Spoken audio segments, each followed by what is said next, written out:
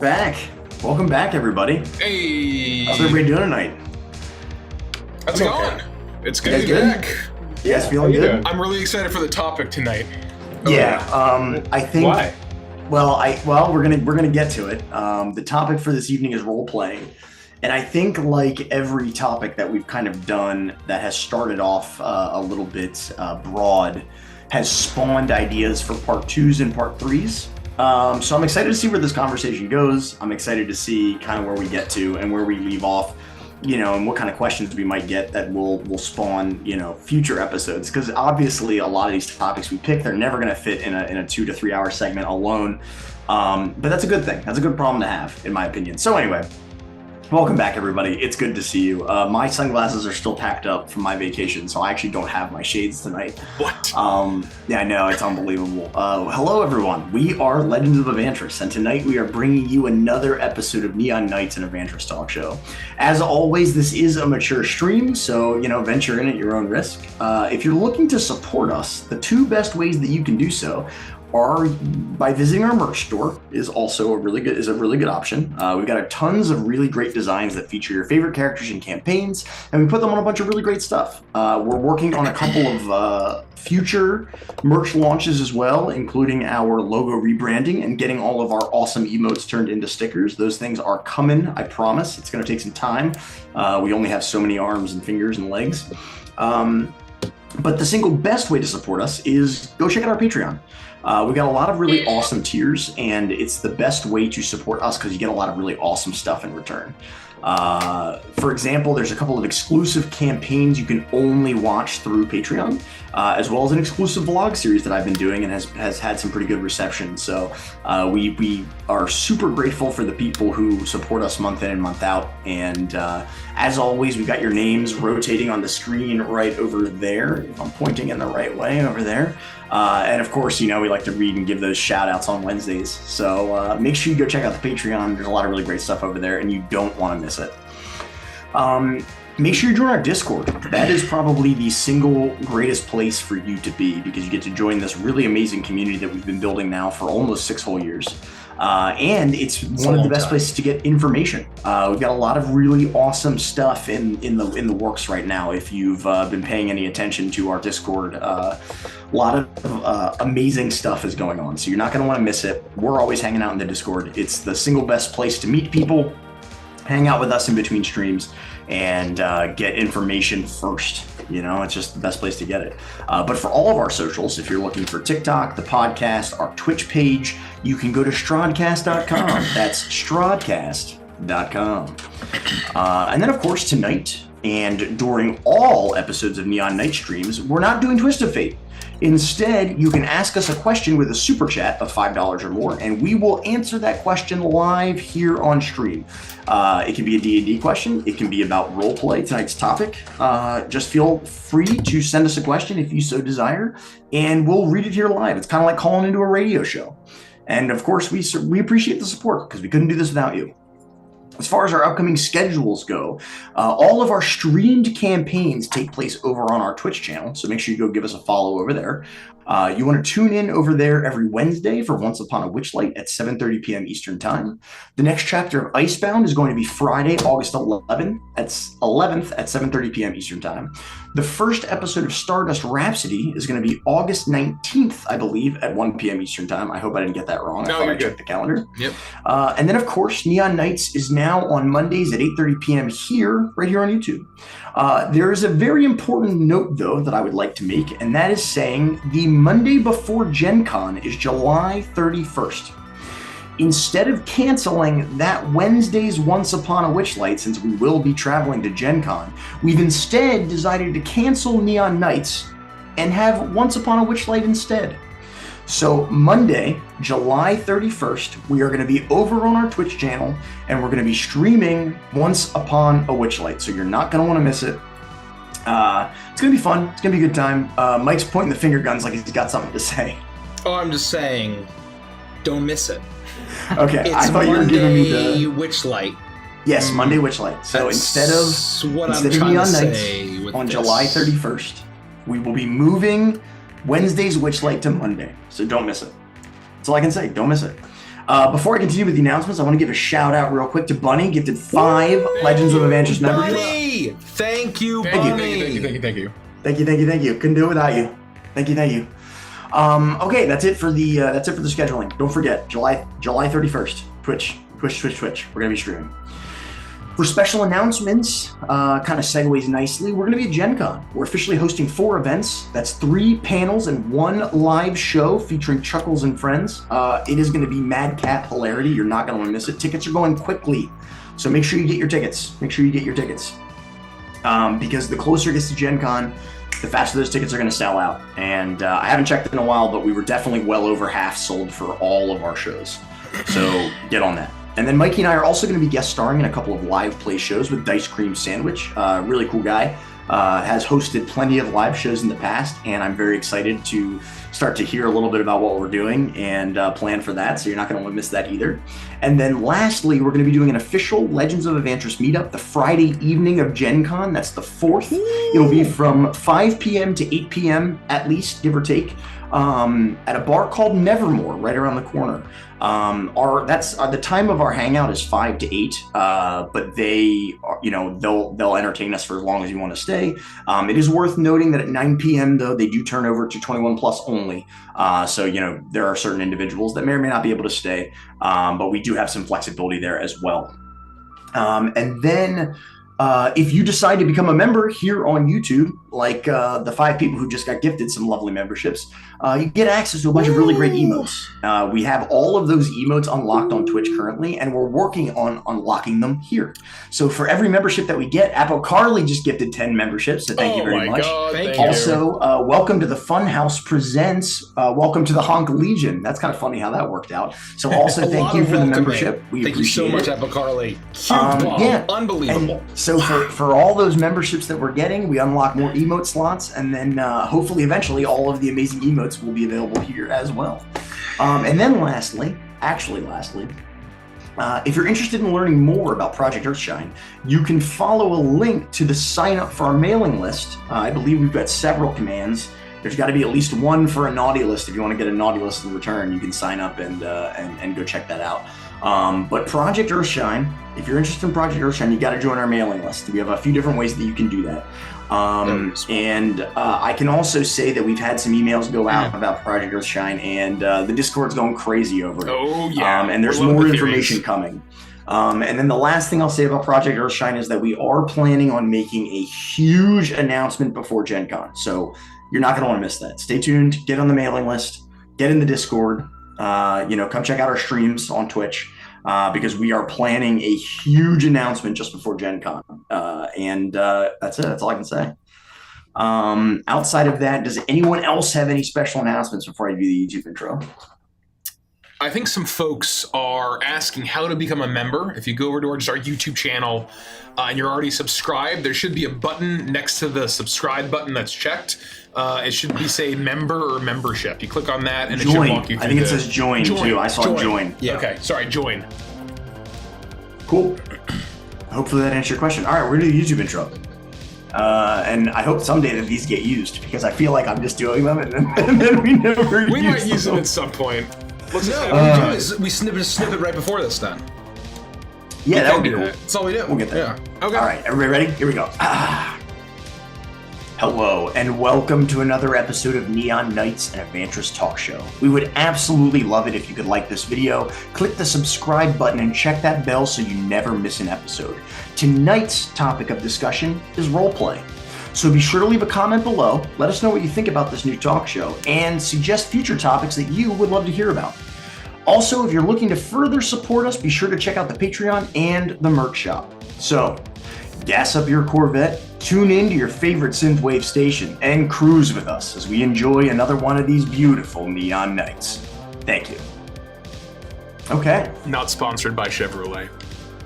Yeah, I know. I tried to come up with like another thing that was like not a Corvette, but that was the most like synth-wavy thing I could think of. And then I was Ferrari, like, is it a Ferrari or Lambo? But they don't roll off the tongue as much. It was just one of those things. No, it's good. And then I thought about like, what's the fantasy equivalent of a Corvette? And I was like, that doesn't really work. Advantage is called the fantasy equivalent of a Corvette. DeLorean. I belabored that point for a very long time before the first episode, and I'm not entirely happy with it. Anyway, thank you, Sal Money, for gifting 5 Pledges of Avantris membership. The Lord. Unbelievable. Look at that gift bomb. Thank you. I think. Sorry, go ahead. The special announcement, with all these gifted memberships we're getting, we're definitely unlocking some emote slots tonight. So love that. During tonight's session, if we keep getting more emotes, we'll hopefully have at least another slot or two unlocked that we can start adding more. So stay tuned. Yeah, the bigger the Honk Legion grows, the more we can spam with awesome emotes. Yep. So yeah, so thank you all for the support. We really appreciate it. Like I said, we couldn't do this without you. As a reminder, we usually start off the first segment with a recap, which is going to be very helpful for certain individuals who weren't there on Wednesday. Not me, just other people who were potentially in chat and didn't catch the stream. So we're going to do a little bit of a recap. But while we're doing the recap, there's a perfect example. We've got a question rolling in. Don't forget that you can ask a question live for a super chat of $5 or more. Good question. And it's going to be like calling into a radio station. And as we take regular breaks during the segments, we will be answering all of your questions live. So feel free to drop your questions in the chat, and we will get to them quickly. I promise you. That being said, it is time to start the show. And as I was saying, what we usually like to do is start off with a segment of a recap of the previous week's episodes of D&D. And gentlemen, I don't know, I'm just feeling extra nostalgic about this one. I would be super appreciative if all three of you would give me an in-depth play-by-play of what happened on Wednesday. Again, for those who may not have been here on Wednesday in chat, let us all know what happened. Not me, them. As I recall, Torbeck really stole the show. Yeah. Well, someone said something about that, but I don't really understand how. Torbeck was busted for public masturbation. Again? Allegedly. What the fuck, guys? Yeah, Torbeck was, I'm really, really proud of the YouTube title that I thought of. For the episode? For the episode. Still Life, yeah. That's not good. The episode is titled Still Life. Because really good. We couldn't figure it out. We're just like, oh yeah, I'll pull this out of my ass. The two main things that we did was we found outside the dining room. We basically learned that we learned how to use the mirror from the Lornlings. spoilers for Once Upon a Witchlight. We learned that minor spoilers. That minor Bavlorna's into weird mushroom booze, and so she's basically making mushroom moonshine in a big still in the room off the dining room, and then there was a portrait gallery basically, and we learned that the halfling that we saw at the carnival that went through the mirror, he is now in a creepy portrait, and he's angry, right? There was a portrait of him. There's a portrait of him. We don't know if he's in the portrait or if it's just a portrait of him, But then we found a bunch of gross-ass dead pixies that were like butterfly, and they all had the same emotions. Oh, wait, you mean like pinned? Yeah, pinned. Yeah. Oh. And like a butterfly collection, and they had emotions the same as the portrait, and the one that was angry, the same face as the halfling, was gone, smashed and stolen. Yeah. So my theory is that the halfling escaped and took the pixie. I don't know how. And we ended the session sneaking by Bavlorna and the Darkling she was talking to, and getting upstairs while they're still having tea. And the session ended with wasn't there some sort of creepy monster? Oh, there was a creepy monster. Yes, we turned it into mouse-sized. Yeah. Like spider-sized. Yeah. We shrunk down and we skittered snuck past Bavlorna. Yeah, and the Darkling. We got up the stairs, had to actually mountaineer our way upstairs, and then when we finally made it to the 3rd floor, we were back to our normal sizes, and we burst through, and it wasn't the thing that stole your hat, it was something else. What was that?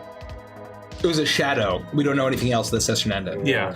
Okay. Also, I want to thank Patsy and Time Lady Bosco for the memberships. Thank you. Amazing. For the memberships. Thank you very much. It was a lot of fun, and I'm excited to get my hat back. I'm excited for another combat. I mean, I really have a lot of fun having combat in Witchlight, and we haven't had a ton of it. I'm tapped out.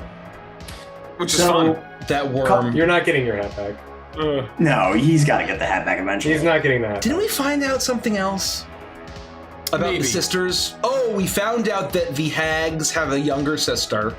Yes. Oh. And that they have a mother.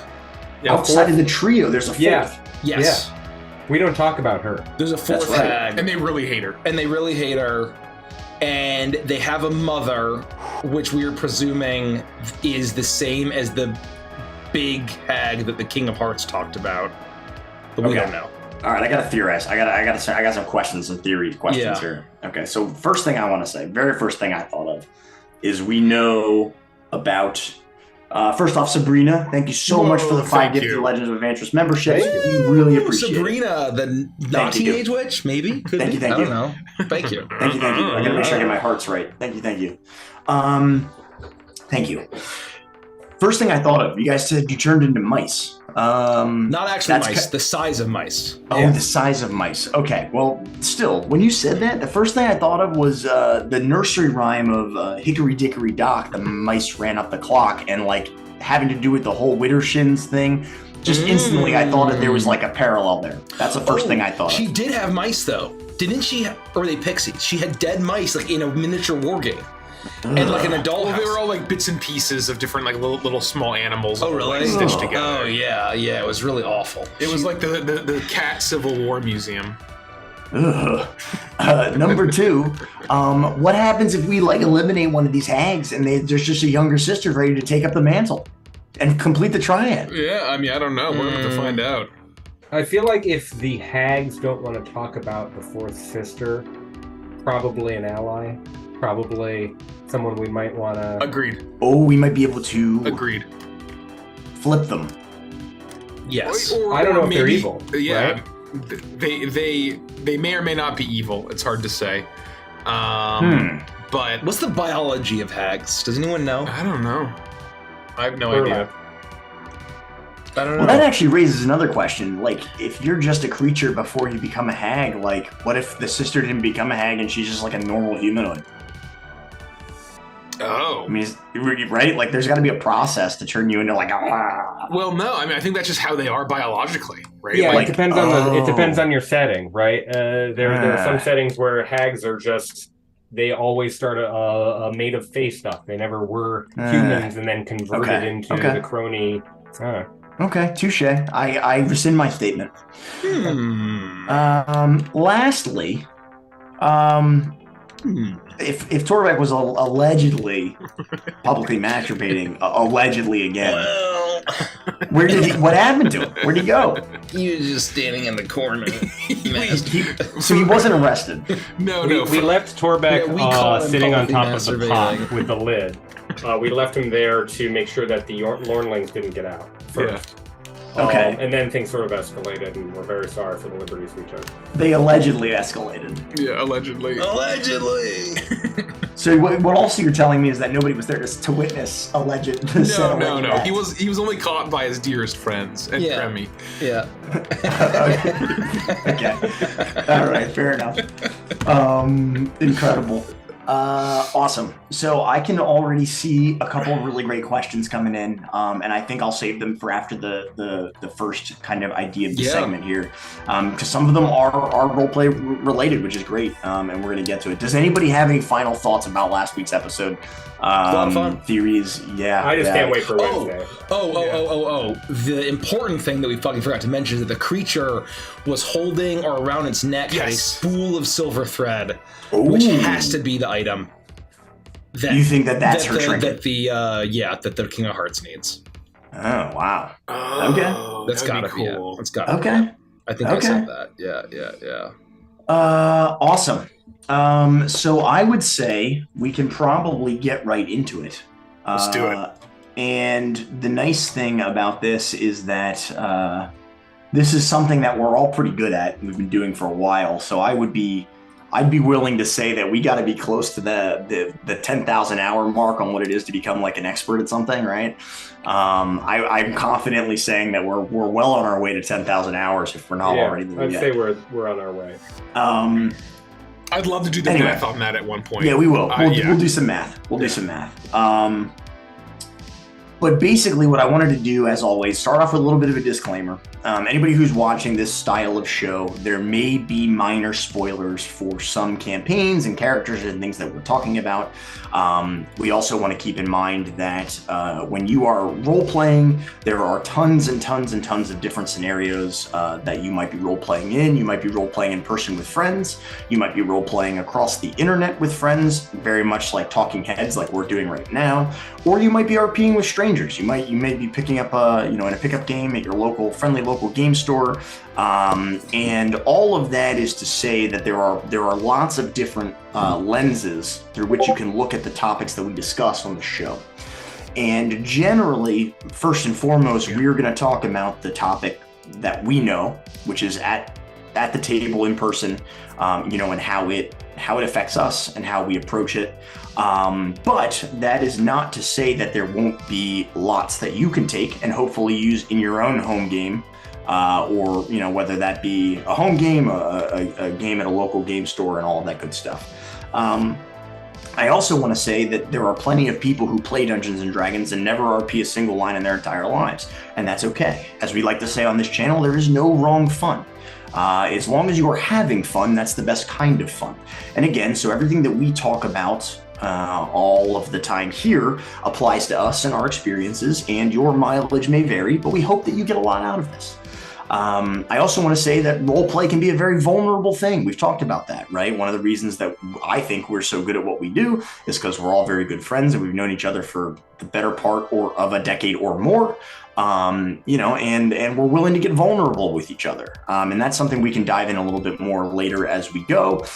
There's a really nice ice cold pool analogy that Mike likes to bring up from time to time. I think he said it once, and then I've been saying that Mike says it all the time ever since then.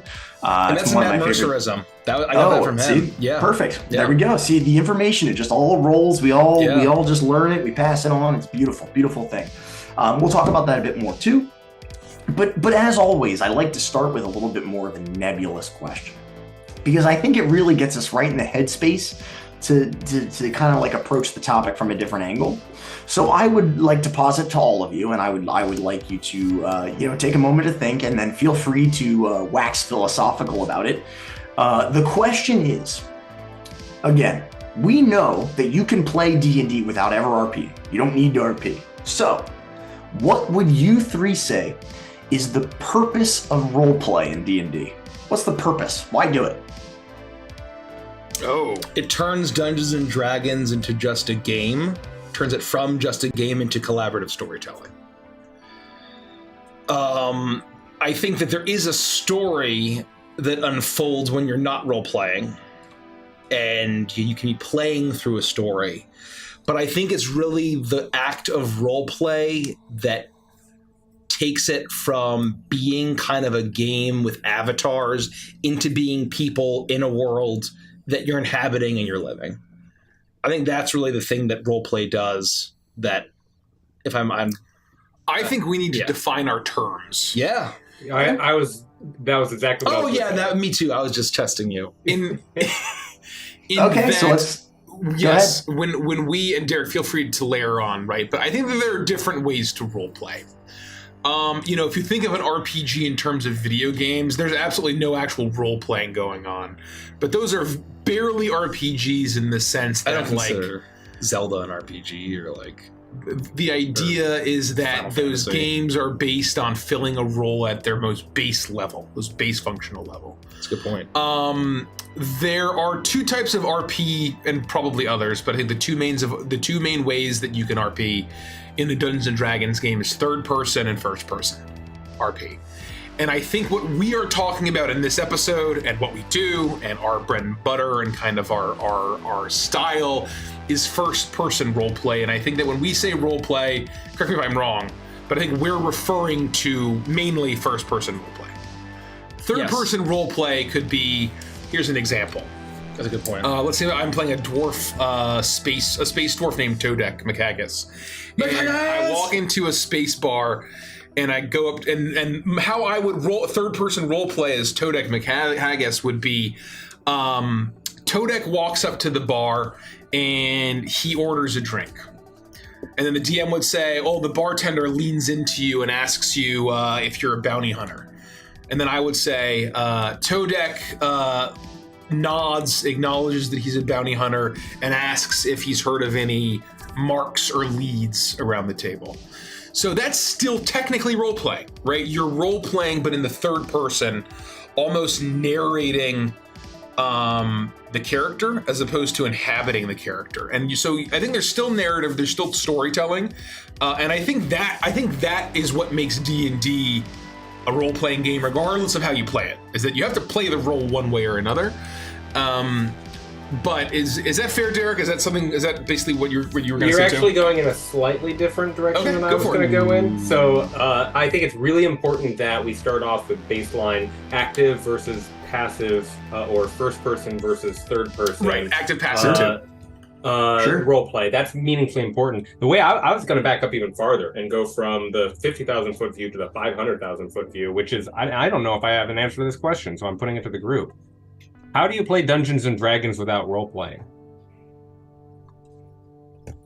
Well, there you go. I mean, that's a fantastic question. I'm supposed to be asked the question right here, Derek. Sorry, but the reason I raised this point is that you can't. I think, Mikey, you hinted at it. Is you're playing an avatar. The way that you're playing the character that you are supposed to be in the story is the same choice that you would make, right? That's the farthest back that I can get away from role playing in Dungeons and Dragons, is that I'm not even doing active or passive. It doesn't matter how I articulate or convey what choices I make or what actions I take during the game. I'm not doing anything different than what Derek would do, but I happen to maybe have a different name, and I have this chassis of mechanics that we can glob onto what I'm doing. I think that is a meaningful distinction to make before we even get into the depths of what is active versus passive, because anytime I start teaching anyone with Dungeons and Dragons, I always say, I do my little example, like, you have this scenario, what would you do in this scenario? Now you have a role. Now you have this different thing, a lens. Maybe you're a coward, maybe you're a thrill seeker, maybe you're very sad, or there's ways that you go through that lens. That's I wanted to back up and look at it from that far away, and before we start to hone in on how we think about active RP, since we're such an active RP table. Sure. I think that both you, all of you, did a really good job asking some very hard-hitting questions to go along with my very hard-hitting question. And I think that starts to kind of crack the nut, or starts to look at it a little bit differently. And defining your terms is quite important. I think that's I think that's a really good way to put it. I feel like I stepped on Rich's ultimate point that he was driving towards. So if you have more to say. No, I think, and layering on to that, right? I think that's basically my point, whether you call it passive or third person. No matter what, you have to play a role of some kind in TTRPGs because there's no programming, there's no code, and there's no level to go through. Yeah. Programmers didn't set the experience for you just to kind of walk through. You still have to interface with from the a board world. game, right? Where you have X number of moves you can make and resources, and it's just about the strategy. And even if Todek McHaggis is just a meeple that is Richie, right? And I'm just playing as Richie, but I happen to be a dwarf fighter, and I happen to be in this world. There's still a level of role play. So I think that's the point of role play, is because it's necessary for the type of game we play. Yeah. And then back to your question, Andy, I think, if we're talking about active or first person role play and why you would do that over third person, I think I'll layer on to what Mike said earlier. And that's,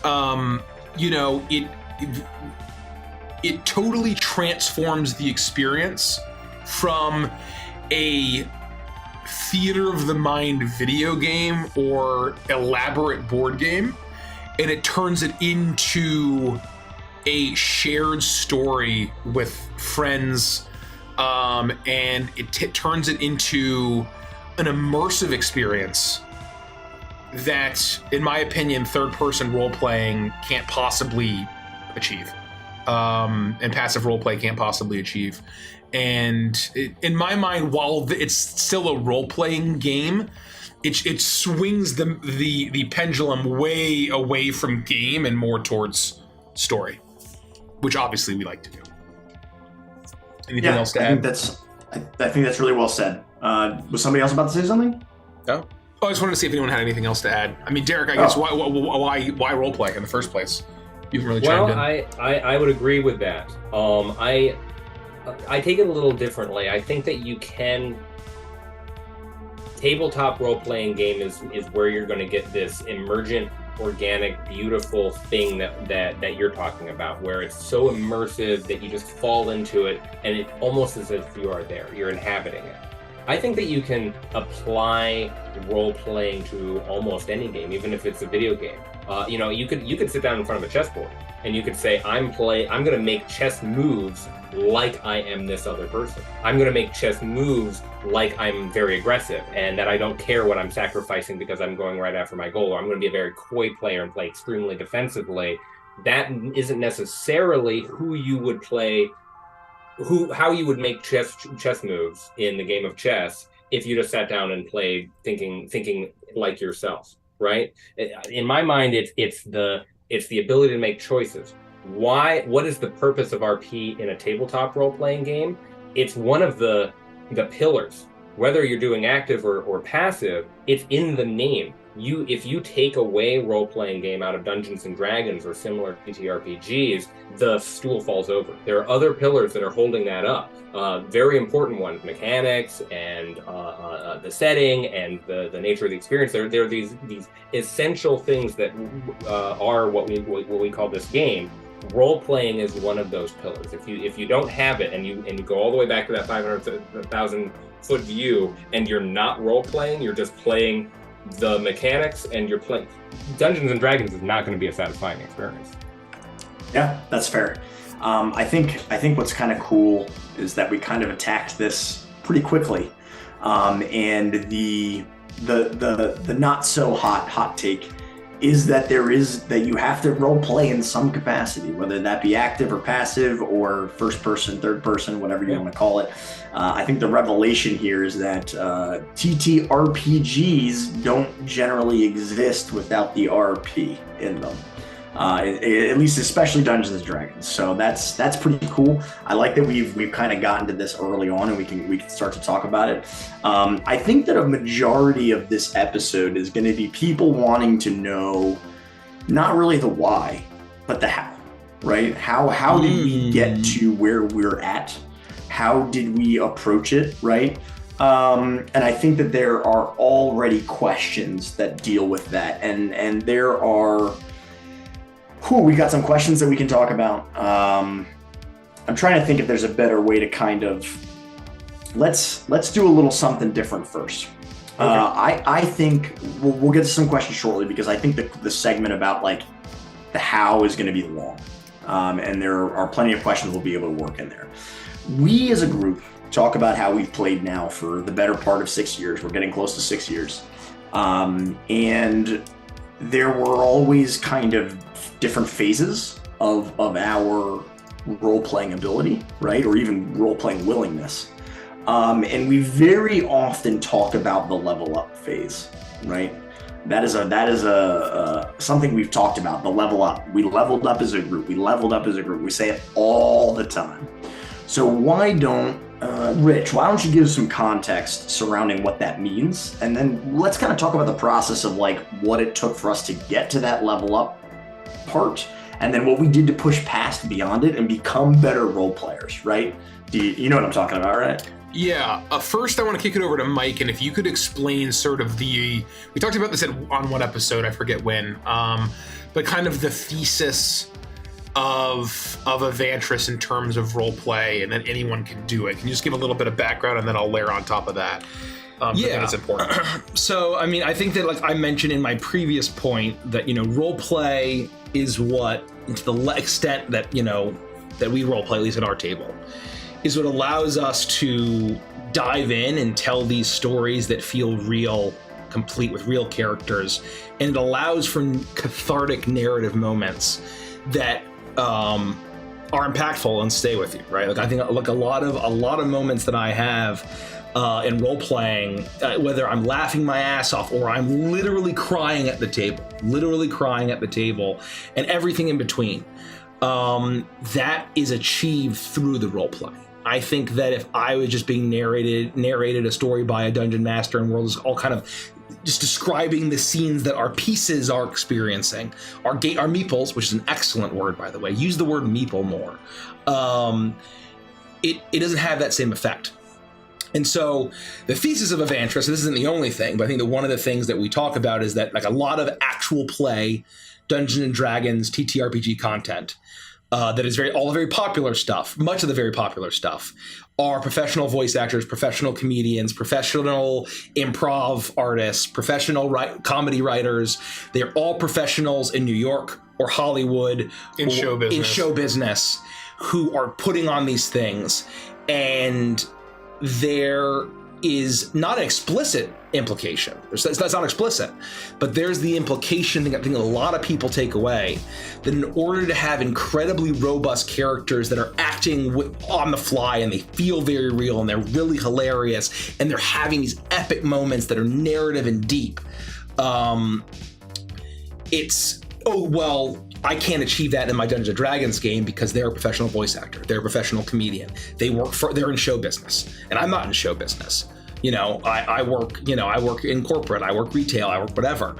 And I think that Avantris is, we are definition amateurs to show that you can have incredible stories, incredible characters, incredible moments, and you don't have to be a voice actor, you don't have to be a comedian, you don't have to be a writer, you don't have to be professional at all. Anybody can achieve this at your table, as long as you follow the principles of narrative, the principles of improv, the principles of storytelling, the principles of theme. And so I think that that's kind of one of the, you know, as Derek says, you know, he's been calling Avantris for years before we exposed him, if you know what I mean, live. Allegedly. Is that, you know, Avantris, kind of the goal has been the amateur porn of D&D.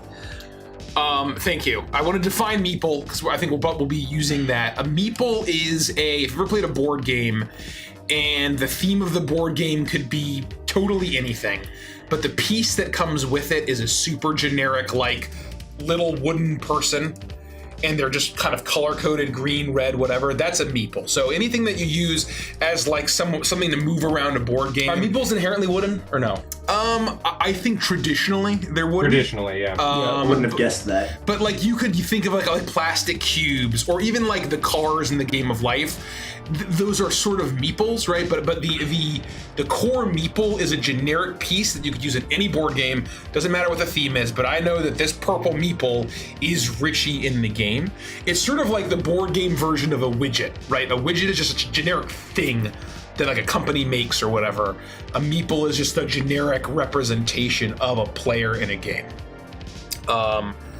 So anyway, Andy, to your question, finally looping back around, because I think that was important to frame up, is, you know, we talk about how we sort of leveled up our role play in the fall of or winter of 2019. Yeah. And the reason why I thought that was important is because, if, you know, like Andy mentioned before, we've been streaming for almost 6 years. And we've been playing D&D for almost 8 years. So we've been at this for a while. When we started streaming, we had been playing D&D for 2 years. And if you go back and watch the early episodes of Prime on our channel, that was just a continuation of our home game that we started way back in December of 2015. But if you watch it, I think the story's still very good, mainly on Mike for that.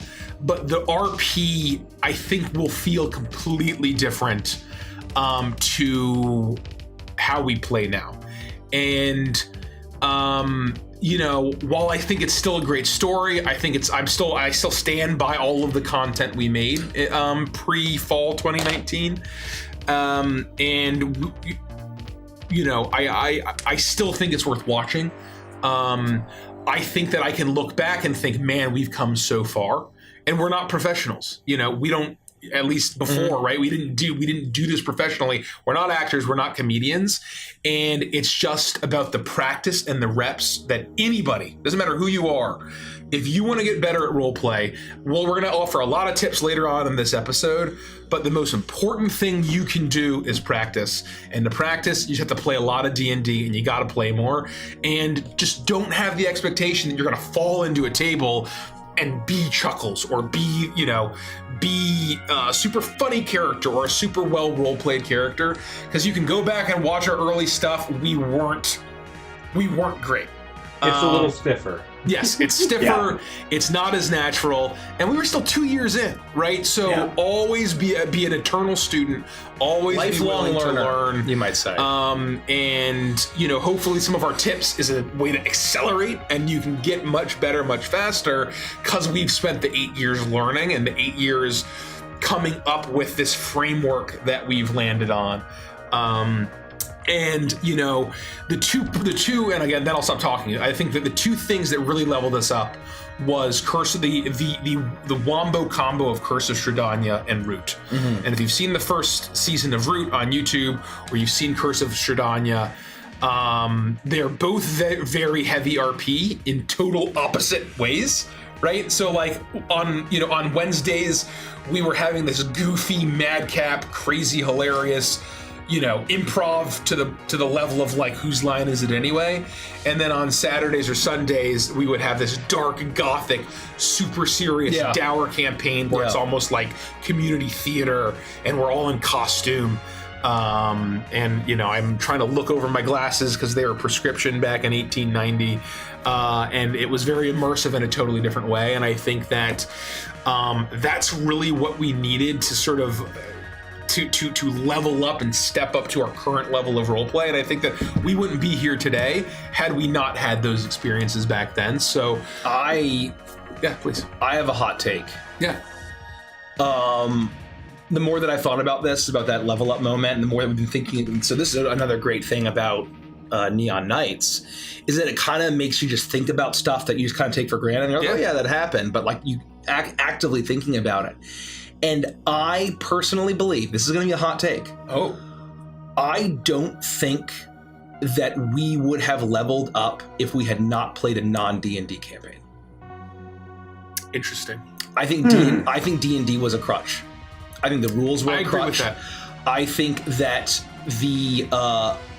the reason why it did not, the Power by the Apocalypse system is certainly not a system for us. But I think the reason why it did not play especially well for certain members at the table was because it was not as structured as D&D. The structure of D&D was like, oh, fuck! I'm playing a game. I'm playing a game, and the I don't know the role play structure. is like flavor. And suddenly you have this crutch. I mean, I don't talk about kicking the crutch away from somebody, but another word, but training wheels. Yeah. It's ripping off the training wheels. Yeah. You don't have to fall back on you're not falling back on your character sheet to make your decision. You're not looking through on my character sheet. I need to find out what to do with my character sheet. It's fucking Powered by the Apocalypse. There's really not a whole fucking there's things that you can do, but it's not the same thing as D&D. And so I think forcing the table to not fall back on the character sheet. We talk about ripping up the character sheet. We did not get there until Root. Yeah. Because we didn't have a character sheet. Yeah. That's a good point. There is, some kind of sheet of some kind, but it's very bare bones. So anyway, and it was a play test. It was literally a 9-page quick start. That it was basically 2 pages of rules that we had, and then each character sheet was only 2 pages, like a front and back, essentially. Yeah. Right? And I think that we were effectively playing pretend with no rules. Yeah. And that forced everyone to rip up the character sheet, to get away from the character sheet, to get away from the rules of D&D, and to finally take the story seriously, or not seriously, but like look at the story and the interactions independent of the game. Right. And that was what was critical. Right. And you see it happen. You see its effect in Curse of Strahd. We weren't sitting down playing a tactical strategy game where we talk in silly voices. Right? Yes. We were sitting down to tell a story, and I think for everybody it finally clicked that the rules are there to simulate reality, simulate the world. Yep. That makes me wonder what it would be like to play everyone as John now. It's been 3 years. Oh, yeah, it's been 4 years. I still haven't gotten to play, so I'd like to play. That'd be a fun exercise. Well, I did suggest that we should play everyone as Torbeck. At some point. God. And I would love to play everyone as Torbeck. You'd have to teach me how, but I'm down. Frame up everyone as John real quick, and you can, if you want to watch us play it, we have 2 sessions on YouTube in the One Shots playlist. Yes, and that's early days. Everyone as John is a very straightforward, very simple role-playing game. There are very few rules, and the basics are someone starts off as John, and they've chosen a character for themselves, and they possess John, and they suddenly wake up inside of the mind of John, and they can control his actions, they can speak through his mouth, and they have a goal. They have a small goal, a medium goal, and a large epic super fuck you goal, right? And the winner of the role-playing game is the person who achieves their goals the most times, their point values, or they get all 3, that sort of thing. You can count them up. And there's a bidding system about who gets to take over John next. John gets taken over by whoever bids the most next by another role player whenever he gets bored or whenever he gets hurt. And that's the game. And so it's up to the game master to say, okay, you are John, and this is what you are confronted with when you are suddenly assuming the body of John. And all of a sudden, you have limited time. You cannot let him get bored. You cannot let him get hurt. You have limited time to go do something. So like your small goal or your medium goal might be like, I want to eat bones, for example. You got to figure out how to do that. You ask questions, you go back and forth, and it's very one-to-one. Everyone else is just silent and watching, maybe making a few jokes in character as the voices in John's head. But mostly it's just that person and the game master until you reach that threshold. Oh, the third way that you lose John is that you achieve any one of those goals.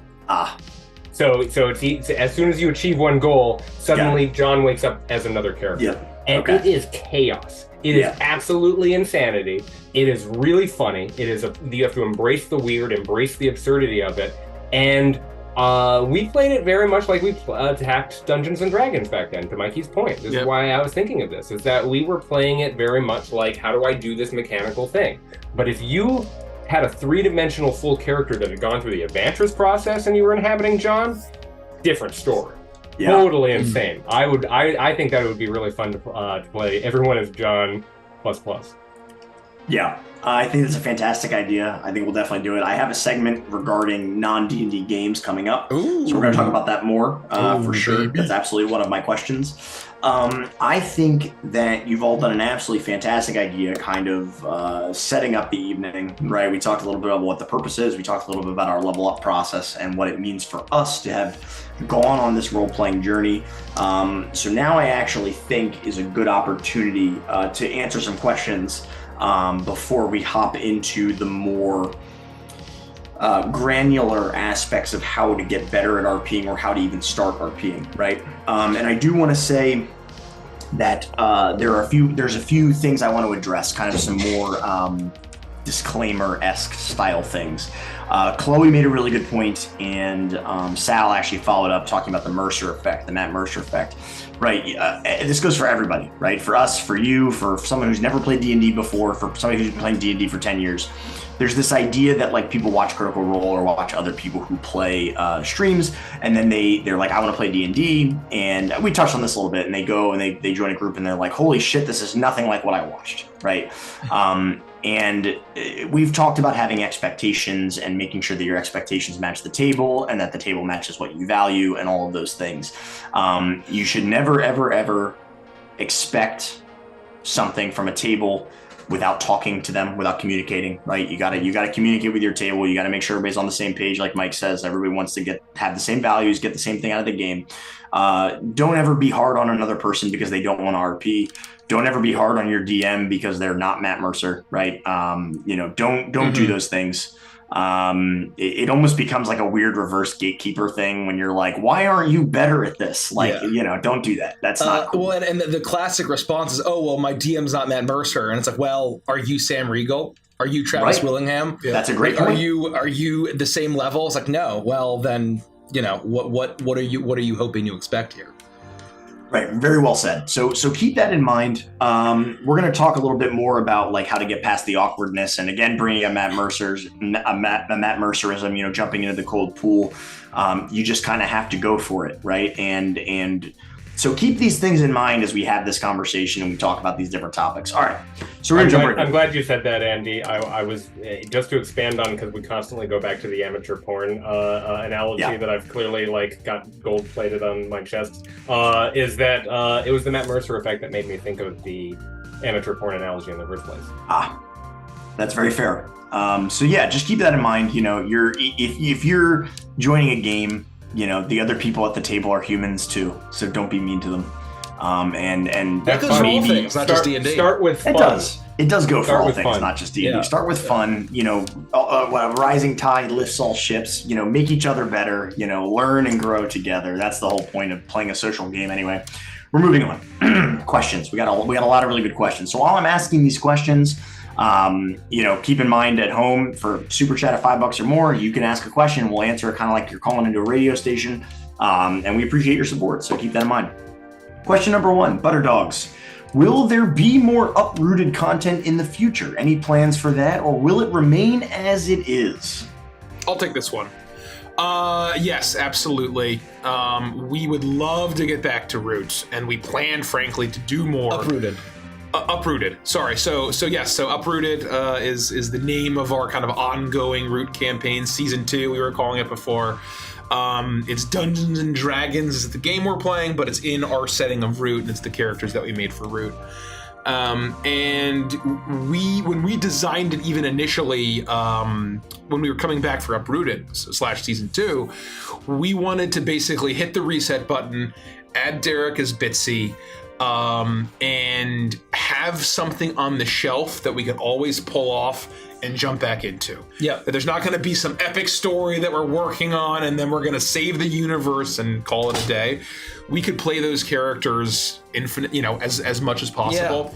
Yeah. So we definitely will get back to it at some point. The question mark is just when, and it's more just a scheduling thing, right? Like, how can we get all of the same folks to the table?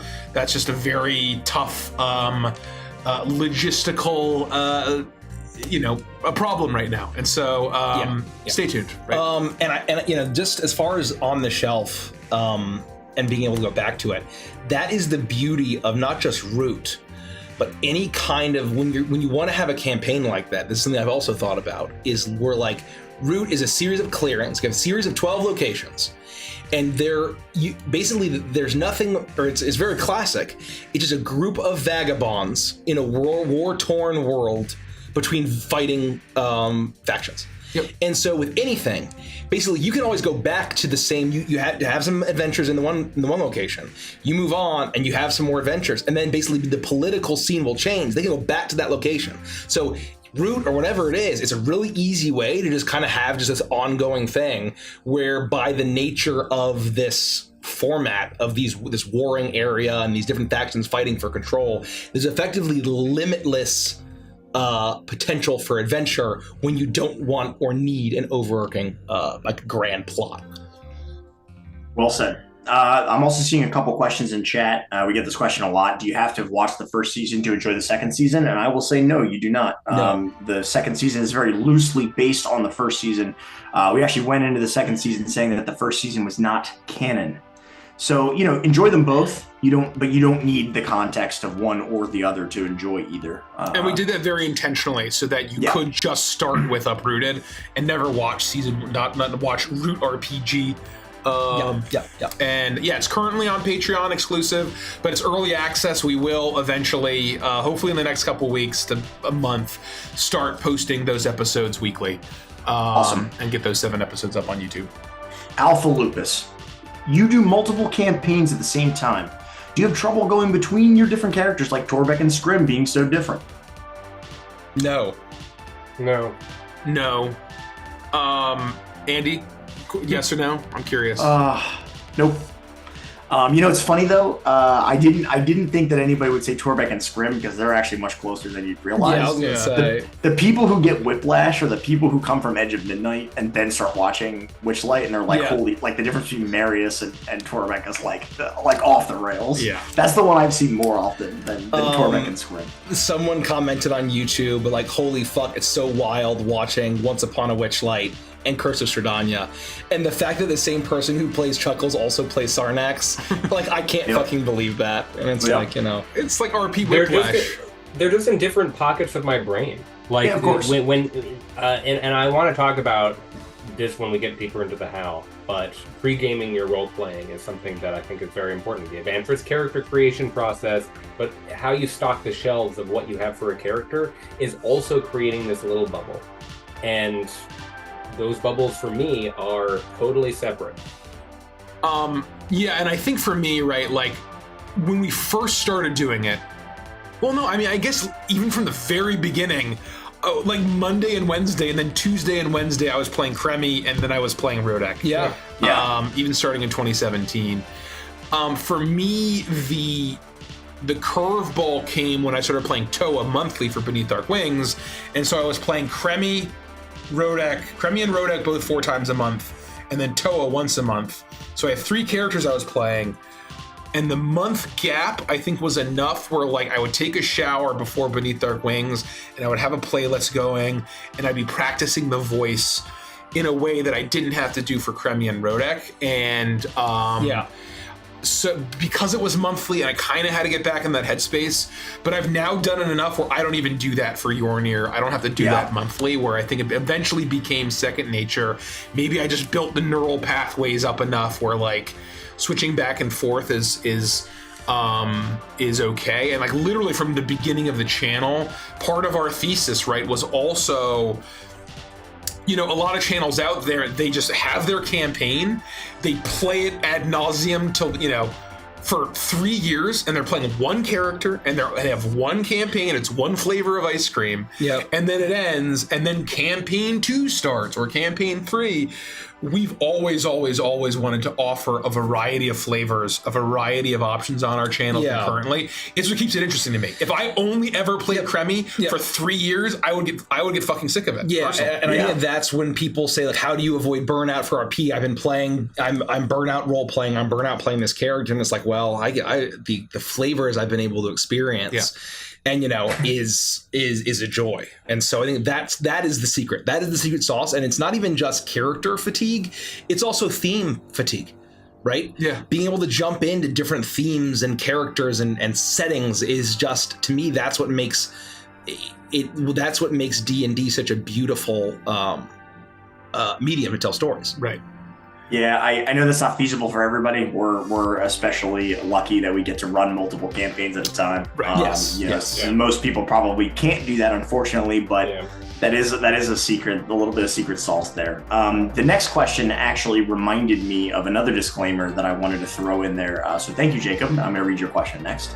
But the disclaimer was that if you haven't watched our two-parter on the Avantris character creation process, I do think that that's absolutely pivotal before you even get to RP at all, because we talked about in the character creation process that if you don't create a character, a good character, the RP becomes infinitely more difficult. So that is something to keep in mind. If you haven't had the chance, go back, watch those episodes of Neon Knights. We talked for 5+ hours over 2 episodes about the Avantris character creation process. We had some really spicy takes, really good episodes. Go check those out. Jacob's question is, when designing a character, what helps you come up with characteristics and quirks? Any tips? I will go around the horn, but again, I can't stress enough, if you're enjoying this episode of Neon Knights, go watch the past episodes, especially the character creation ones. Gentlemen. Theme. Derek, you didn't say it. Say it. Bastard. I was thinking about it. Oh, well, Theme is really important. Just thinking about those beans. Without having unpacked the box of theme like we have over and over on this, it's difficult to convey in a sentence or two how we get to our characteristics. Let me try to unpack it a little bit. Is basically the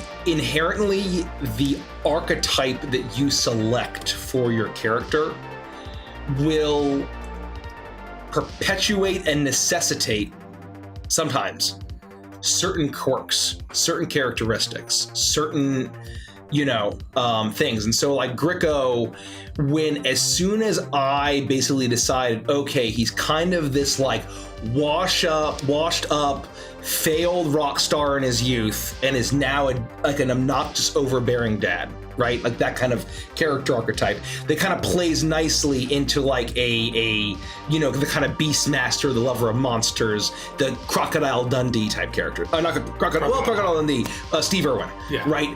That kind of person. As soon as I came up with that kind of blend, a lot of the personality and a lot of the quirks were immediately just unfurled out from that, right? And then the inspiration being Nico McBrain, right? Of Iron Maiden, the drummer, and him having a Cockney accent from the East End of London.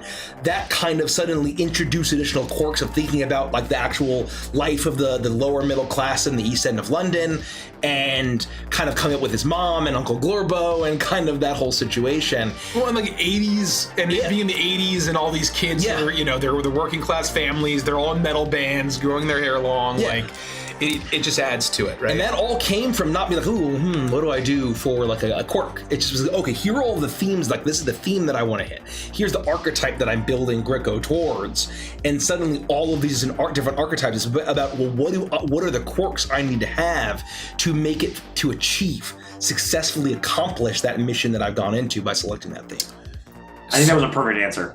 If anybody else wants to layer on, please. But that was nearly a perfect answer for something we've talked 5+ hours about. You said what I would have said.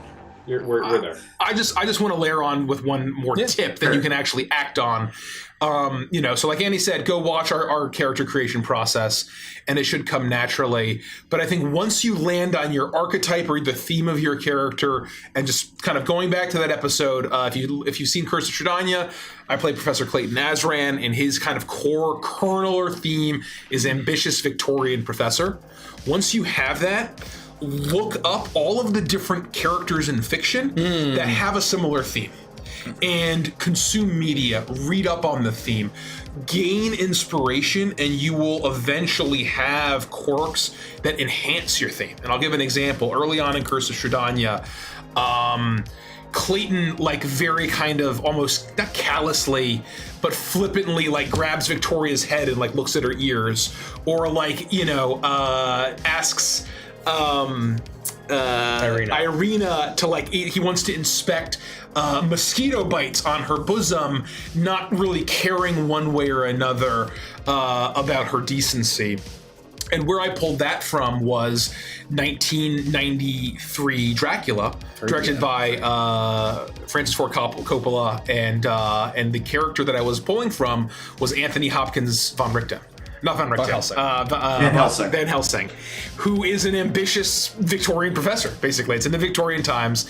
And obviously, Clayton wasn't Dutch, but he very much, there's a scene where like Lucy is in bed and literally getting fucked by invisible Dracula, and Van Helsing like rushes into the room, and she's like, everybody's like, oh no, she's indecent, and he doesn't give a fuck. He's inspecting her, what the fuck's going on, trying to like, oh my god, it's Nosferatu, whatever, because he was so in his, I'm gonna learn the situation, I don't give a fuck about decency, I want to figure out what's happening and like try to help this person. And so that really added a lot of flavor to Clayton, where if I hadn't seen that, maybe I wouldn't have made those choices. Well said. Well said. Awesome. Yeah, go check out those episodes. And all past episodes of Neon Nights, because they're all great. Anyway, I did want to shout out, and another definitely normal human person didn't ask a question but gave us a nice tip. So thank you. Just wanted to give you a shout out. The Funhouse Presents said, so I'm writing a short D&D story and would love to have one of your characters into a part of it. Would that be okay? The answer is yes. Yes. So if you visited our Discord, we have a frequently asked questions section. One of the questions is, how do we feel about fan-made art and fan fiction? And the answer is that we embrace it. Mike, I quote Mike all the time. He just has these Mikeisms quotable guy. that he gets from He's other very places. quotable. He mentioned death of the artist, or death of the author, right? So the idea is that once we put it out there, you can do what you want with it. We've got a thriving community over on AO3, so if you'd like to contribute to the fan fiction over there, you may. We just ask that whatever you post in our Discord follows our Discord rules. That's all. And just to layer on, right, we know that like on, whether it's Tumblr or Twitter, that there is this philosophy that people might have of, do not use my OC, do not draw them, do not write fan fiction about them, it's their right, my permission, it's their right. Which is totally their right, right? That's totally fine. But I think that we are not that way, right? You can like don't ever feel like we would act like RP that as my OC, or feel that way about our characters. We love reading fan fiction, seeing fan art. We love to hear about our characters showing up in other people's games. Go for it. Awesome, great question, Chloe. How do you feel about away from the table RP? My group is better at writing and go back and forth and write how the characters felt in the game moments and then share. That's kind of cool. And Chloe's kind of talking about a supplemental outside of the game, like narration or novelization, like a shared. I think that's really interesting. Chloe may have mentioned that before. It's ringing a bell. I think that's fun. Gentlemen. I've mentioned before that I was part of a Dungeons and Dragons game where it was asynchronous, and it was because there was like a hangout time, but you could still contribute to the story between the night that the session was. But it was written. It was totally written. It was like writing a collaborative novel where anyone could jump in with a paragraph, and it was totally that third-person passive RP that Rich was describing earlier, where we were saying, he walks up and he puts his hand against the door and he looks real grim, and then he says, fuck. Like, you'd write it out, but because you had more time than I had just now to pop that out, you could actually embellish it, and you could write it in a more poetic way. Not just valid, but super fun. It's a really fun way to play. It does require some additional agreements before you engage a group like that, because the dungeon master and may want to interrupt and say, "Hey, pause for a second. Give me a second. I've got to write what happens next. The therefore or the but or the and then this happens kind of moments." You know what? That's kind of like playing Dungeons and Dragons, like correspondence chess. Yes, that is exactly how it's played. Which is very unique. If you could only play Dungeons and Dragons through correspondence, that would be very interesting. Or diplomacy. Diplomacy or civilization, or The thing that I really, really liked about it that is impossible in some ways in an active RP channel was that in the paragraph that you were writing where you were saying this is what I do to respond to the scenario or to talk about what we want to do next, including your character's thoughts. Yeah. Interesting. The way that I kind of see it, right, is that that sort of thing is role play in the way that writing a character, that an author role plays as their characters when they write a novel, right, or when they're writing a fan fiction. You RP as a character. And I think that for me, and it's collaborative storytelling, right? And I think for me, the difference all depends on, the question was just what do you think of it? How do you feel about it? I think for me, how I feel about it, right, is that there are different kind of kinds of RP. And I think that Dungeons and Dragons is really set for the immersive at the table roleplay, right? Yeah. And that going away from the table and writing, I think it's awesome and it's roleplay and it's super valid, but you don't even need D&D for that. Then at that point, it's a separate prompt. It's a separate creative prompt. Yes. That then is, if you're just gaming at the table and then you're writing about the characters, it's almost like you could do that in any kind of fantasy world. I think that people do that. You can play Halo, right? You could have a round of League of Legends, right? And like do a narrative prompt about how maybe Tom Kench is feeling right after those games, something like that.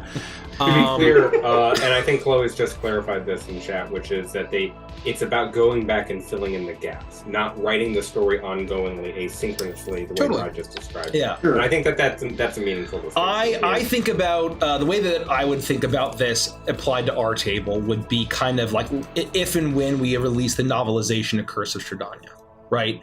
There are a lot of things that were missed opportunities.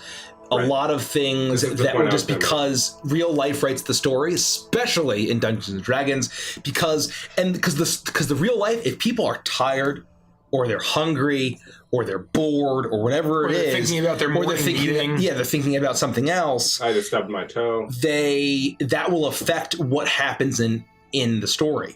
But so it's nice to be able to go back and kind of get a canon do-over, a recanonization of like, oh, well, actually, no, I would have liked to have done this differently. So when I novelize Prime, there's a shit ton of retconning, right? When we go back and novelize what you call it, there'll be tons of changes, tons of additional things to just enhance. So I think that, but I agree that those are two different, two different it's sort things. of two different ways to roleplay, right? Yeah. And I think that it's, one is it gives you more time, but is less immersive, and the other one is more immersive, but sort of, unfortunately, if somebody had a bad day at work the day before, that just, that sort of becomes canon in the session that you play. But I'm no stranger to the Neopets roleplay forum circa 2001, so it's pretty similar to what Derek was describing too. Awesome, good question. Crafty.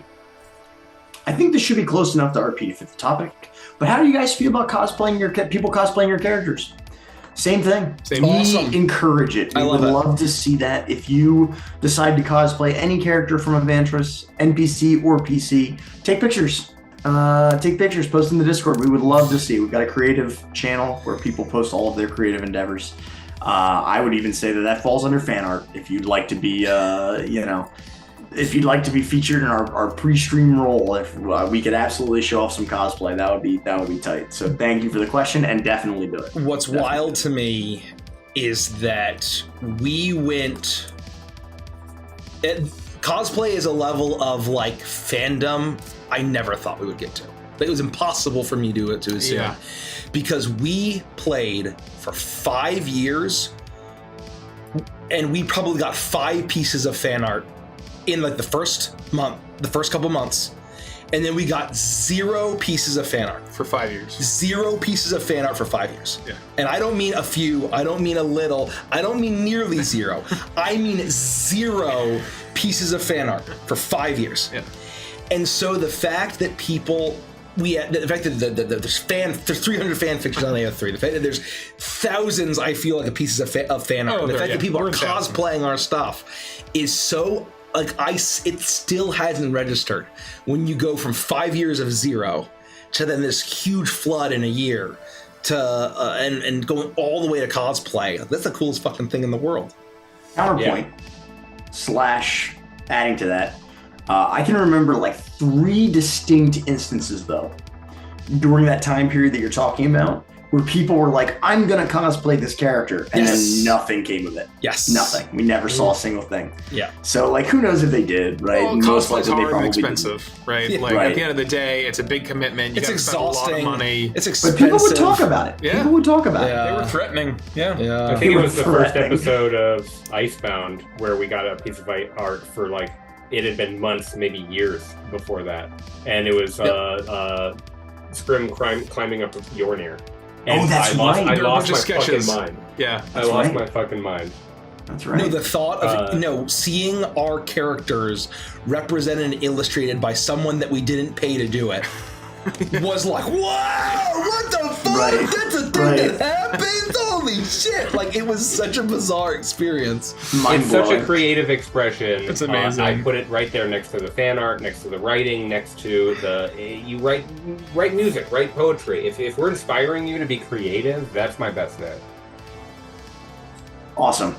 So we got a couple more questions, but they actually are going to fit really nicely with the next segue. So I'm going to hold off on some of those questions. If anybody else has more questions, please keep them coming. I'm going to fit them in as we go, and they mesh really well with the topics that we're talking about. So be patient, bear with me. We're going to get back to talking a little bit about it. Okay, so number 1, we talked about the level up phase. We talked about our context. We answered a bunch of questions about RP. I think one of the very first things that I wanted to bring up and kind of talk about was, Rich, you talked about reps, you talked about practice, and you said that there was, you got to get in there and you got to just play Dungeons and Dragons. And while I think that that's probably the best way to get your reps, I would posit that there are other ways. And I can think of instances and stories of particular people here in this show tonight, and what they did to prepare for certain episodes of Prime. And I think we should talk about that a little bit, right? I mean, like I said, I think the number one best thing to do is to get those reps actually playing Dungeons and Dragons.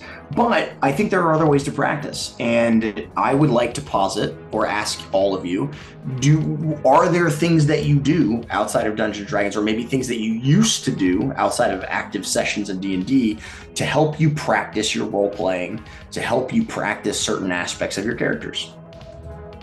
Writing. Oh, interesting, Derek. Please elaborate. That's an easy answer for me. When I sit down and I'm confronted with a blank page, I'm confronted with the empty void of infinity, meaning that it is both nothing and it is everything all at once, because all of my ideas are over here and I want to get them out onto the page. And if I am filtering them through a character, be it an NPC that I'm going to DM for a story, a campaign, a one-shot, you name it, or I am sitting down and I am pre-gaming one of the characters that I'm going to be playing, I have found that writing down everything that I can get out of my system, no wrong answers. What are my beliefs? What are my memories? How do I want to write the story? Does it even need a story? Is it just bullets? Is it just what I believe? What my knowledge is? Doing the homework of going and doing a little Wikipedia walk, a wiki walk, and just having a 1,500 tabs open that are about specific, really bizarre things, and the FBI agents are getting concerned. Putting it down on paper and looking at a single sheet or a 10-pager or whatever it happens to be in order to do that is the mental work that I need to do to sit down at the seat and finally go, I'm ready to roll the dice, I can inhabit this character. Awesome. Those are the reps that I can put in between sessions. I don't think I've ever heard you say that before. So I appreciate you sharing that. Every single Icebound character has probably like 2 pages of me being like, what do they know? What's happening? What do they believe? How do they feel about this character?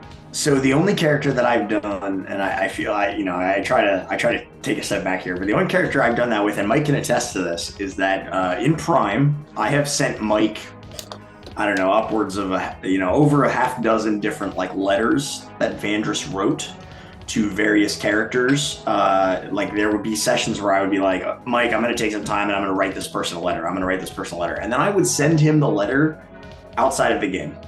And I don't know if he still has them. I who knows if he still has that stuff that I sent you all those years ago. I need to find it. That's the only instance that I would. I had it somewhere. Yeah, I mean, they were in like old Facebook chats that are gone now, right? And I don't even know if I have them anymore. I'd have to see if I kept like the original notes. Vandrix.txt. Yes, exactly. My Vandrix.txt. Mike, I'm going to hold off on what I wanted you to bring up. And I'm going to go to Rich because I know that, Rich, you said that you had your little Toa ritual that you did. And you don't do those things anymore, which is understandable and good or okay. Do you have anything else that thoughts about getting reps outside of actually playing D&D?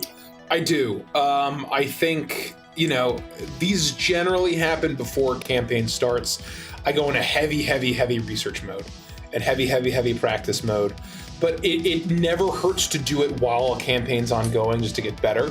The two things I do are, one, sort of like I mentioned, just consuming media and reading up on things related to the theme of your character and what you want to hit.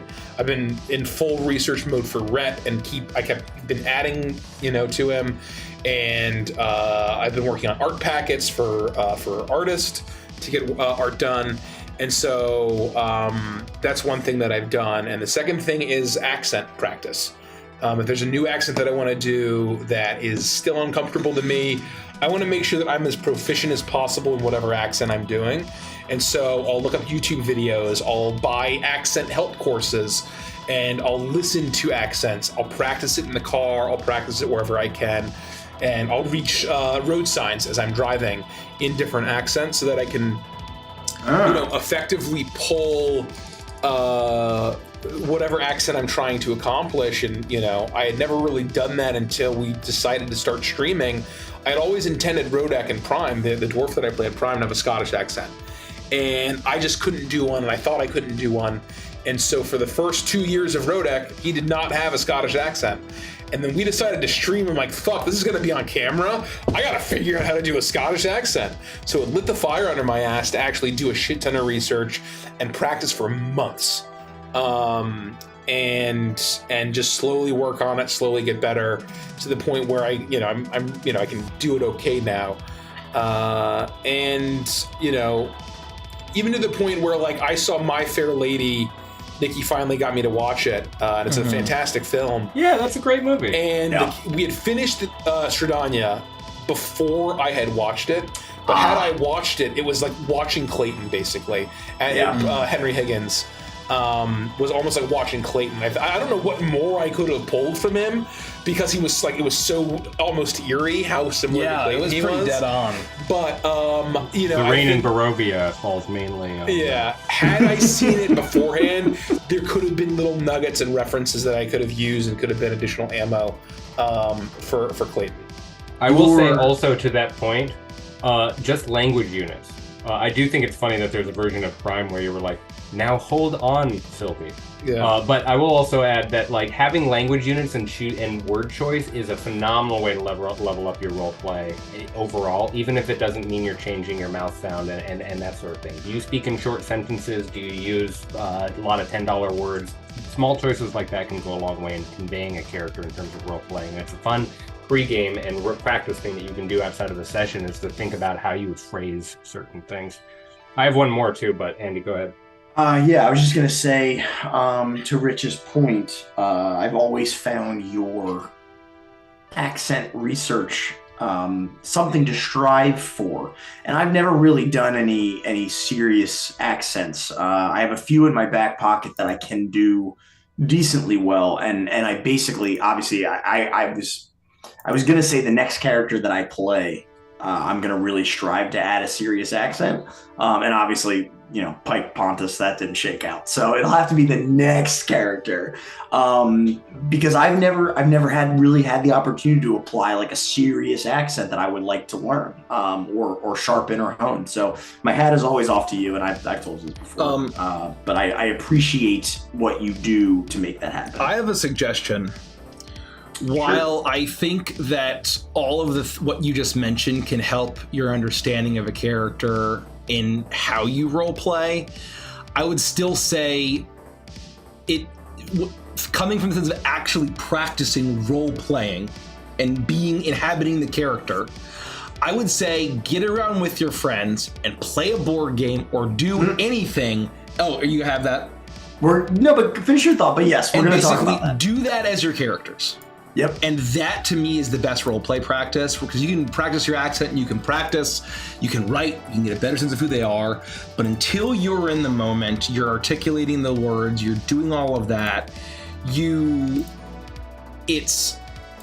not going to get any practice actually inhabiting the character unless you actually inhabit the character. So yes, you don't need the game to do that though. We've got many stories about that, and we'll touch on that briefly. But it's a very good point. I have a challenge for everyone who wants to have a kind of exercise that they can do between sessions for their characters that I think will improve their role play. Sure. The challenge is make a playlist. The playlist that you're going to listen to over and over to get into character, to think about how you're going to be role play this character. And the challenge that I put to you is that it has to be less than 45 minutes long.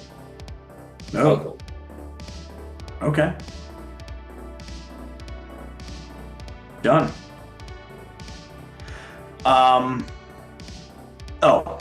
Apologies. Mike, you have to answer the question. And there was a particular instance that I was thinking of, but I would like you to offer it up first. Reps outside of actual D&D. Oh, that but was I can think of a very specific instance. What are you thinking? Yeah, because my answer was what I just said about all right. Sorry about that. I understand. I was thinking of all of the times you told us about how you would just walk around outside practicing your Ruger rule fighting voice, like out loud with people just like looking at you like you're a maniac. Well, yeah. To be fair, I guess that's different from improv because I've literally written a script. Sure. And I'm effectively reading it and trying to recite it in my memory, so that's kind of more acting practice. But yeah, I mean, I think those go hand in hand. Yeah, and it's one of those things is basically kind of practicing your delivery of certain lines, and practicing your delivery of how you do things. As long as you don't say, "Oh, well, I need these certain phrases in order to access the voice," that's a huge fucking pitfall.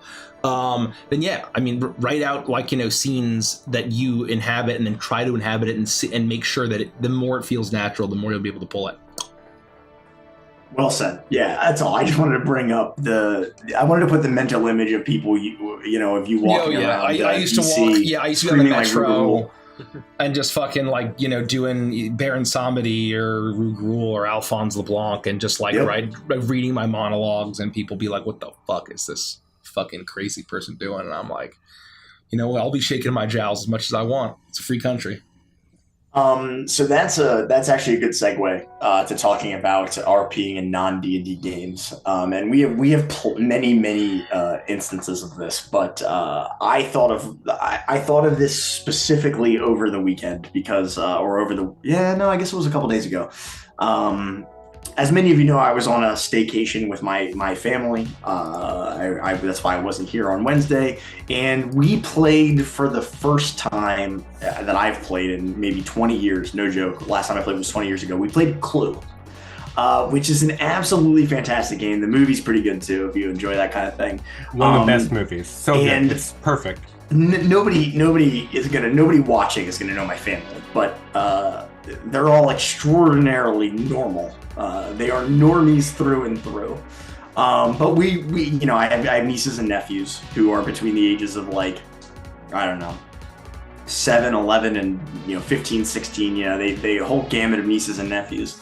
And I just thought it would be funny to do my best Alphonse LeBlanc, aka Benoit Blanc from Knives Out. And I played Benoit Blanc for every game of Clue that we played, and everybody was in stitches because I think that people don't realize that you can do that. You can just play pretend, right? And it's fun. It doesn't occur to 90% of normal people that you can just pretend. It reminds me of the famous meme. If you're ever bored, you can just rotate a cow in your mind. The cops can't stop you. Literally, they can't stop you. Good point. It's something that you can do. So I remember playing with normies who would never think about doing an accent or playing a role, playing with a friend group, playing Betrayal at House on the Hill, just like what you're describing. Yep. And I got the dude, the like bro dude, mini. He's like a fighter. No. He's just a. He's a jock. The archetypes of Betrayal at House on the Hill. Is he Flash, like Flash? the Yeah. Flash. Yeah, Yeah. Flash. the Flash character. Yeah. And not the Flash as in the superhero, but Just the Flash. Gordon. No, just Flash. Right. Anyways, and I remember sitting down and doing my first turn and being like, "Oh, I'm gonna go to this house and I'm gonna go over here and I'm gonna find this and I'm gonna get that." I started doing that voice, and everyone was silent and just looked at me in an awkward moment. They're just like, "Hey." They did not know what to do with that. You're allowed to do that? Do that. What the Do fuck? it. It is so fun. Yeah. I can't play a board game without role playing anymore. I know and doing voices, we play, or we used to play Raccoon Tycoon semi-regularly. And so it's a bunch of like your cute furry animal capitalists around the turn of the century with railroads and like building, and it's just the most fun shit to fucking role play. It's so good. And you're like haggling and trading and doing that, and so I would probably lead into a little bit of this, a little bit of Jericho there, and I don't know. So Raccoon Tycoon's very fun to role play. We've done a lot of Betrayal. I've only ever done Betrayal at Baldur's Gate. Also, I'm going to pause there just to say thank you again to Bunny. Thank you, for Bunny. 10 gifted memberships. Membership bomb. And then we thank all the people who are becoming members in between. Yes, we have a whole bunch of individuals as well. We really appreciate every person who is supporting us through membership. I tried to get some of them, but I don't think I have all of them. I think Rich might have most of them on his end. They disappear after some time on my end. It doesn't differentiate them, unfortunately. Gabriel Ramirez, Alpha Lupus, and Riddle Jane, I think. And Miss Sleep. Okay, yeah, that's it from the bomb. Yep. Thank you. We appreciate all of Thank you you so much for the memberships. Thank you. Let me know when I should go add more emotes, because I think we've definitely unlocked a few. Well, we can answer a couple of questions if you want to take a break here, or we can finish up our thought about role playing non-D&D games. I'm trying to think if there are any other funny stories that we have from when we RP'd non-D&D games. I think Root is a classic example. Oh yeah, it was all of us, or maybe not all of us. I forget who. There was a combination of me. I think it was me, Andy, Derek, and Reed. Yes, we're at Flying Frog Games booth at Gen Con, and we were demoing the Japanese version of Shadows of Brimstone, the Forbidden City. It was 2 p.m, and I was already a half dozen nooners deep. yeah. Andy was in rare form at 2 p.m. And we have these characters, and we're investigating. It was the ninja, the samurai, the sorceress, and the monk. Yeah. And we were going through. Reed was the monk. I was the samurai. Oh yeah. You were the. Okay, you were there with that. Okay, so Derek wasn't there. No, Derek was just with you and Reed. Yeah. It was the four of us. Got it. Yeah. That was for the Wild West. So Derek, Reed, and I did the Wild West version of Shadows of Brimstone. No, I know I did the samurai one. Well, regardless. You weren't there for this, Derek. Regardless.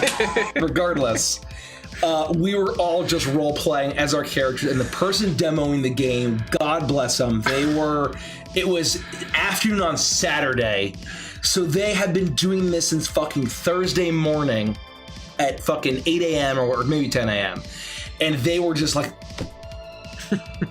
okay, well, for your next move, and we like, she was a trooper. She was a trooper because after I did my first I literally started saying things like I do a Naruto move, and I described the way that I Naruto jumped and ran around the room. Yeah. There was literally a 2-second pause where she looked at me and goes, okay, and then and you get a +3 bonus, and you get a token of such and such. We were getting annihilated by the Oni, and she's like, yeah, it does this damage. Okay, next turn.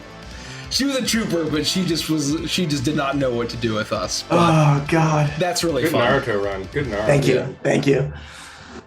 God, yeah, we had some good ones there. I'm trying to think of just any other instances that we had where we roped some poor. Oh, I think I told about this too when we played with our friends in Duck. Austin even got into it, right? And he was playing like a super edgy version of his character. He's like, I drag my sword along the stone and I create sparks and I jump in the next room. And I was in stitches, absolute stitches. It was just so good. What was the game, Mikey, that we played where we were fighting Dracula and we threw a book at him? That was horrified. That was horrified. Great game, but there were some mechanically questionable moments where you're like throwing a book at Dracula in order to be able to get away from the space in order to not be attacked by him or something like that. And I was in a wheelchair, but I also had a shotgun. And dynamite. The game just escalates, and Mikey and I started going with the shotgun. So you turned into let's kill this fucking Dracula. Yeah, I'm like envisioning it like strapped to my chair, just like hanging out and doing my thing, right? And then we just started RPing as Dracula through that entire thing. I don't think that anyone was watching. It was just you and I making each other. No, I was there. You were there. Playing. Yeah. I didn't play, but I watched, and Reed was playing with you guys, I think. Oh, yeah. Woo! I don't know. I love Gen Con. I'm so excited. This is what we're talking about. When Rich started the whole thing, like, why RP? There's a difference between playing Horrified and playing Horrified. And in the second one, when you're role-playing, there's just this emulsion, this special something, this extra juice that I would encourage anyone to endeavor to perfect. Well said. We do have a couple questions, Rich. If you want to take an opportunity to load up some emotes or however many there are there, and I can ask some questions. And if anyone has some suggestions of what you would like to see, somebody said tell a hype. If Bunny has a suggestion.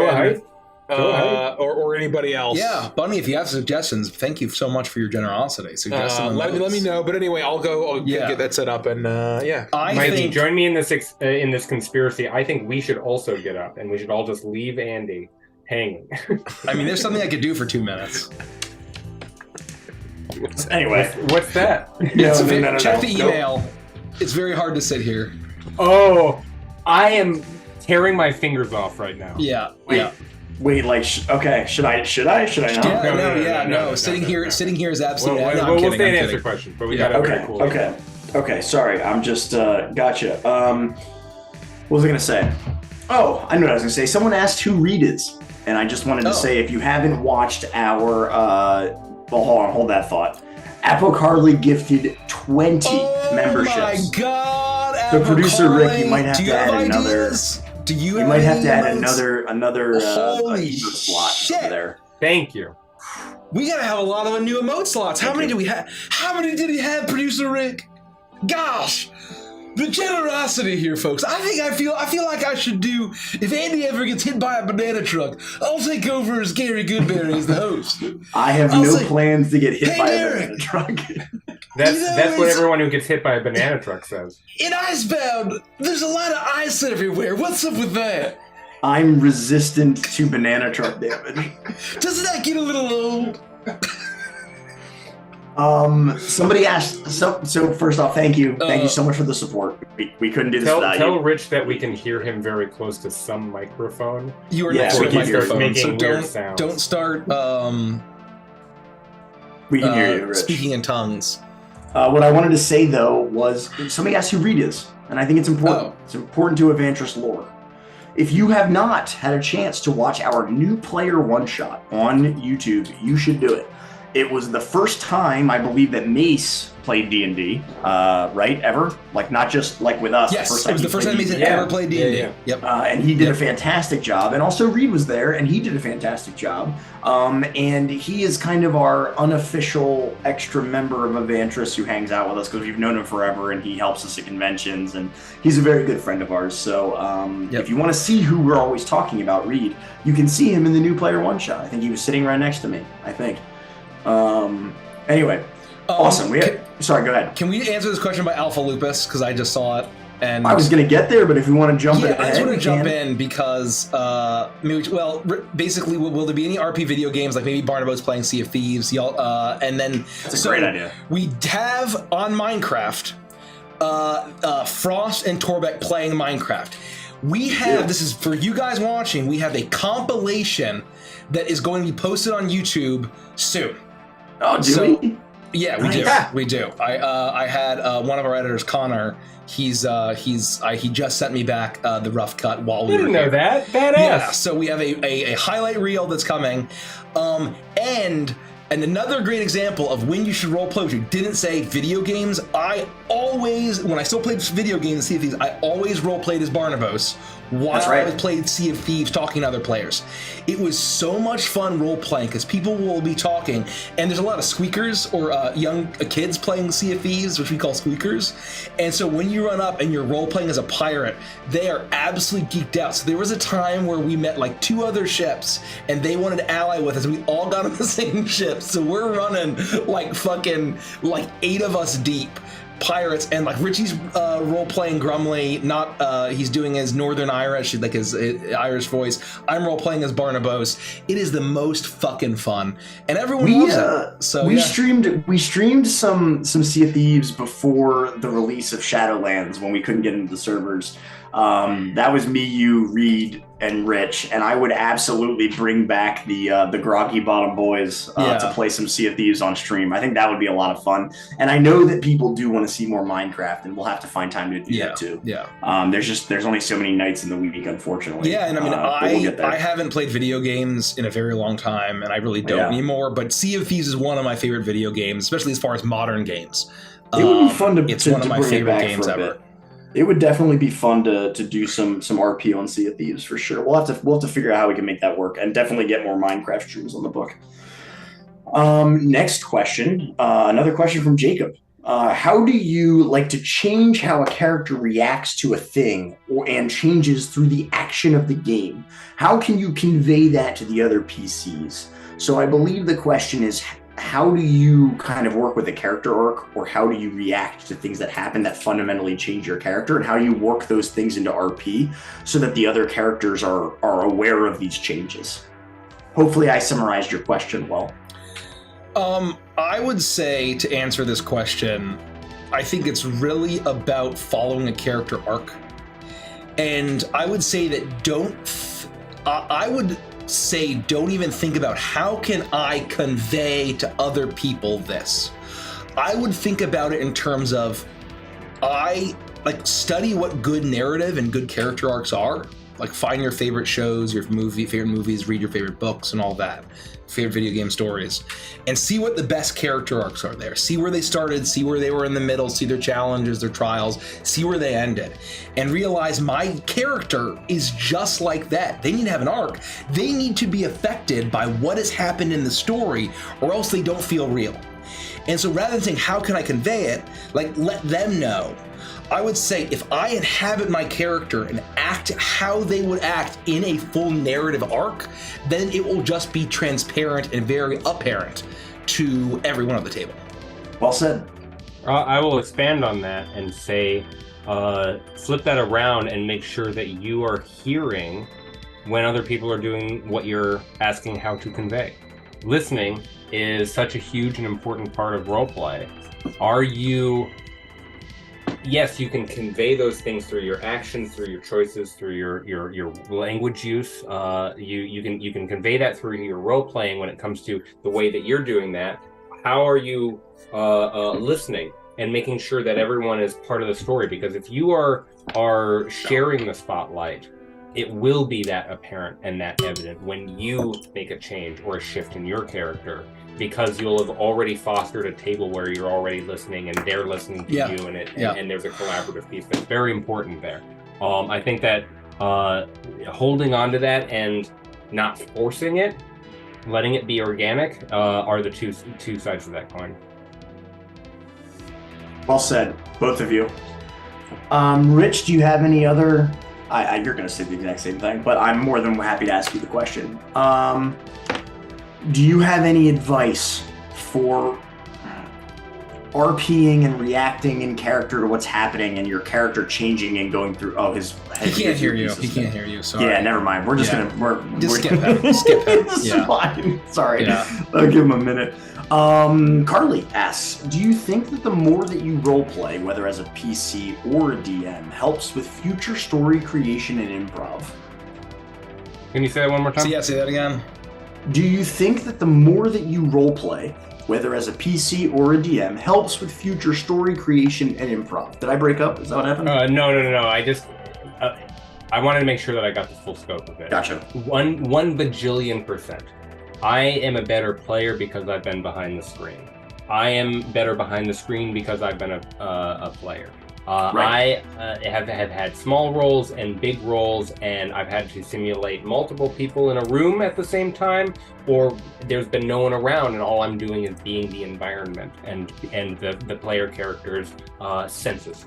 All of those things are part of a large spider web of the shared experience theater of the mind that everyone is at the table is endeavoring to see through their different lenses, through the character and also as players. And when one of those threads wiggles, so does everything else. Can you repeat the question? I'm sorry. I lost it Yeah, again. no, I'm happy to repeat the question.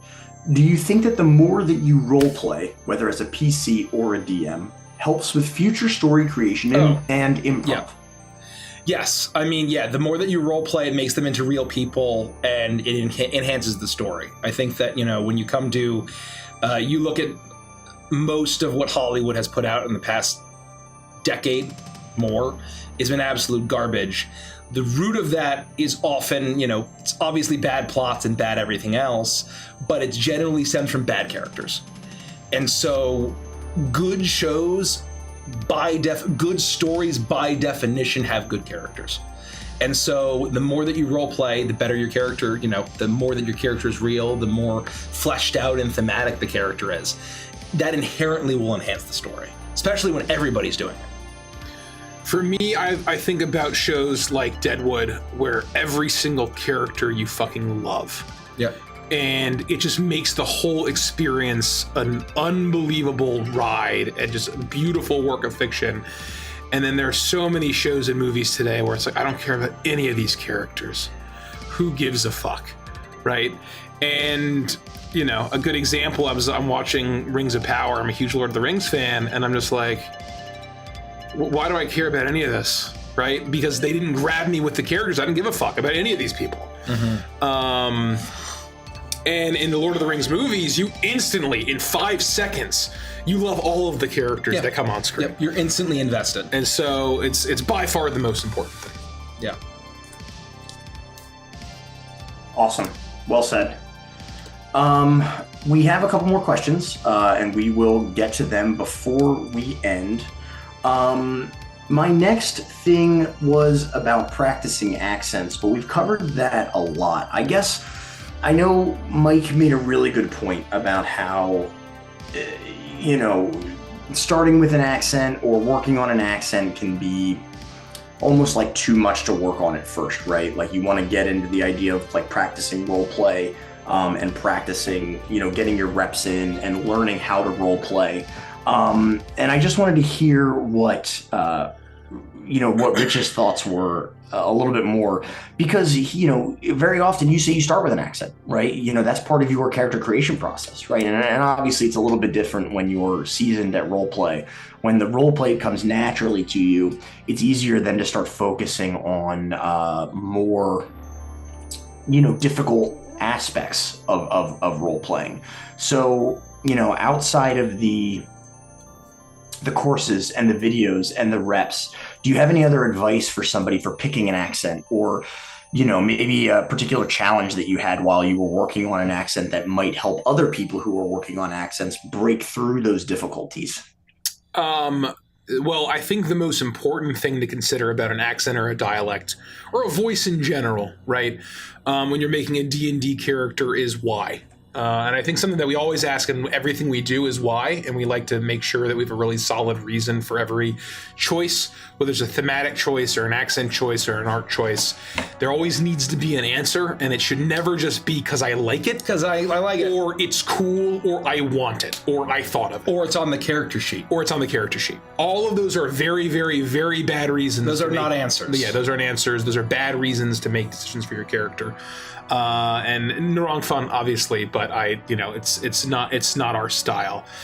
And I've said it on multiple Hangout streams before, but when you're picking an accent or a dialect or a voice, it should always inform more about the character than if the accent wasn't there. Yeah. Right? And so, I think a good example, right, going back to Clayton, who's the ambitious Victorian professor, who has a very typical received pronunciation accent, Queen's English, very posh accent, and that's very intentional, right? What does that tell you? I'll ask you, Mikey, what is my accent, if I said nothing else and I just talked in that accent, what does that tell you about the Clayton as a character? He's fancy, well-to-do, it makes me think of Sherlock Holmes and all that situation. Right. But what if Clayton was like, well, expedition, time to go. Barovia, I really want to take some notes about this fucking church or something. And he looked exactly the same. He looked like Clayton, but he talked like this, and just because I wanted it, right? I just like that accent, and it's an accent I can do. Is that a good accent to have that Clayton should ever have? I would argue no, right? I would argue that the accent goes against the theme that I was trying to hit. Or if Yornir shows up, right, and he's this big shaman-y looking guy, and I was like, "Hello, chaps. How do you do? Oh, God. My name is Yornir." Right. Oh, God. They call me. I'm a pilgrim, and I'm a medicine man, and yes, I worship Mammoth, the triad of gods. Of course, I could tell you about them sometime. And Scrim just has a stupid face, doesn't he? It would be an absolute a clash and disconnect. And so I think when you're picking an accent, do not just do something just for the sake of it. Make sure that it's adding additional flavor and theme and saying and communicating something about the character that wouldn't exist otherwise.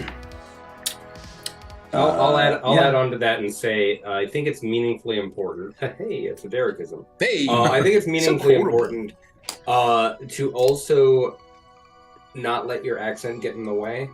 I've certainly been guilty of this as a DM and as a player, as when I not invest. I have high expectations for what I think the right choice of accent is going to be, and it especially at the beginning when you're just starting out, I would say keep it simple, right? If you can do it naturally, if you can say, look for the emotional range in an accent. Look for not just that you can say one phrase particularly well, right? But that you can sound sad with that voice, that you can sound happy or elated or fearful, that you can sound triumph. Make sure that you have some emotional range with whatever voice you're applying. And if it doesn't come naturally and obviously, don't let that stop you and paralyze you at the table, especially if you're in the middle of a session. You can work on it later. Let the role playing and the choices in the game come first, and you can always continue to try and level up that accent. I know the topic is how do you dive into accents, and that's meaningfully important, but I wanted to add that little asterisk disclaimer at the bottom. I think that's good. Can I say one more thing about this? Please. That brings up something else that basically goes exactly to your point, where while we always say use fiction for inspiration, and if you like someone's voice and you want to use it, make sure whatever you do not learn an impression. Yes. I think that is a very, very easy trap to fall into, where if you're trying to impersonate someone specifically, then you get too trapped in the lines and quotes that you're trying to impersonate. And the cadence of how they deliver those specific lines. And that instead you should try to unpack, okay, what character or what dialect does this character use? And then learn the dialect. And that way you're not ending up in a stage version of an accent, right? Where Rodek's not, laddie, I never knew, like Scrooge McDuck, right? Right? Like that's very stage Scottish, right? And if I learn Scottish in a stage accent sense, where it's very over the top and it's very like I learned it around one-liners or that sort of thing, instead of just learning how does a Scottish dialect handle consonants and handle R's and handle vowel sounds. Where in the mouth does it sit? Those are all very important things to know. And if you start to learn that there are certain words that you can kind of use that is very here in the front of the mouth, and it's mouth and not mouth, right? Not mouth. Mouth. And so it's learning all those different tips and tricks. Are all things that you can do where it's not just I'm quoting Luna Lovegood in my head and I just everything just sounds like the three lines that she had in the movies. It's I'm learning a I don't know where the accent is from, but a Liverpool dialect or a Geordie from Liverpool dialect or something like that. But anyway, that's just a couple more, just 2 more cents there. Awesome. So I'll take this opportunity to say, if anybody has any more questions in chat, we've got a couple more left in the tank. Now is the chance to ask your questions because we are kind of start moving towards the end here. We can wrap up with some user questions, some watcher questions, some viewer questions. Jesus, the words are just not with me today. My brain is mush by 11 p.m. So yeah, now's your chance. If you've got questions about RPing, if you've got questions about D&D, please ask them now, and we will try to close out the episode with them. The last thing I wanted to talk about was from a player and from a DM perspective. This is something we've touched on a little bit, and maybe this would have been better off to do earlier, but I just kind of forgot until now. We need to talk about the awkwardness, the difficulty, the cold pool analogy, what you can do as a player and what you can do as a DM to help other people feel more comfortable with roleplay. I think that there are things that you can do to make yourself more comfortable with RP. If you find that you're already comfortable with RP and you want the rest of your table to RP more, I think there are things you can do as a player and a DM to help that. DMs or player, go first. It's up to you guys, however you want to do it. Lead by example. Basically, a big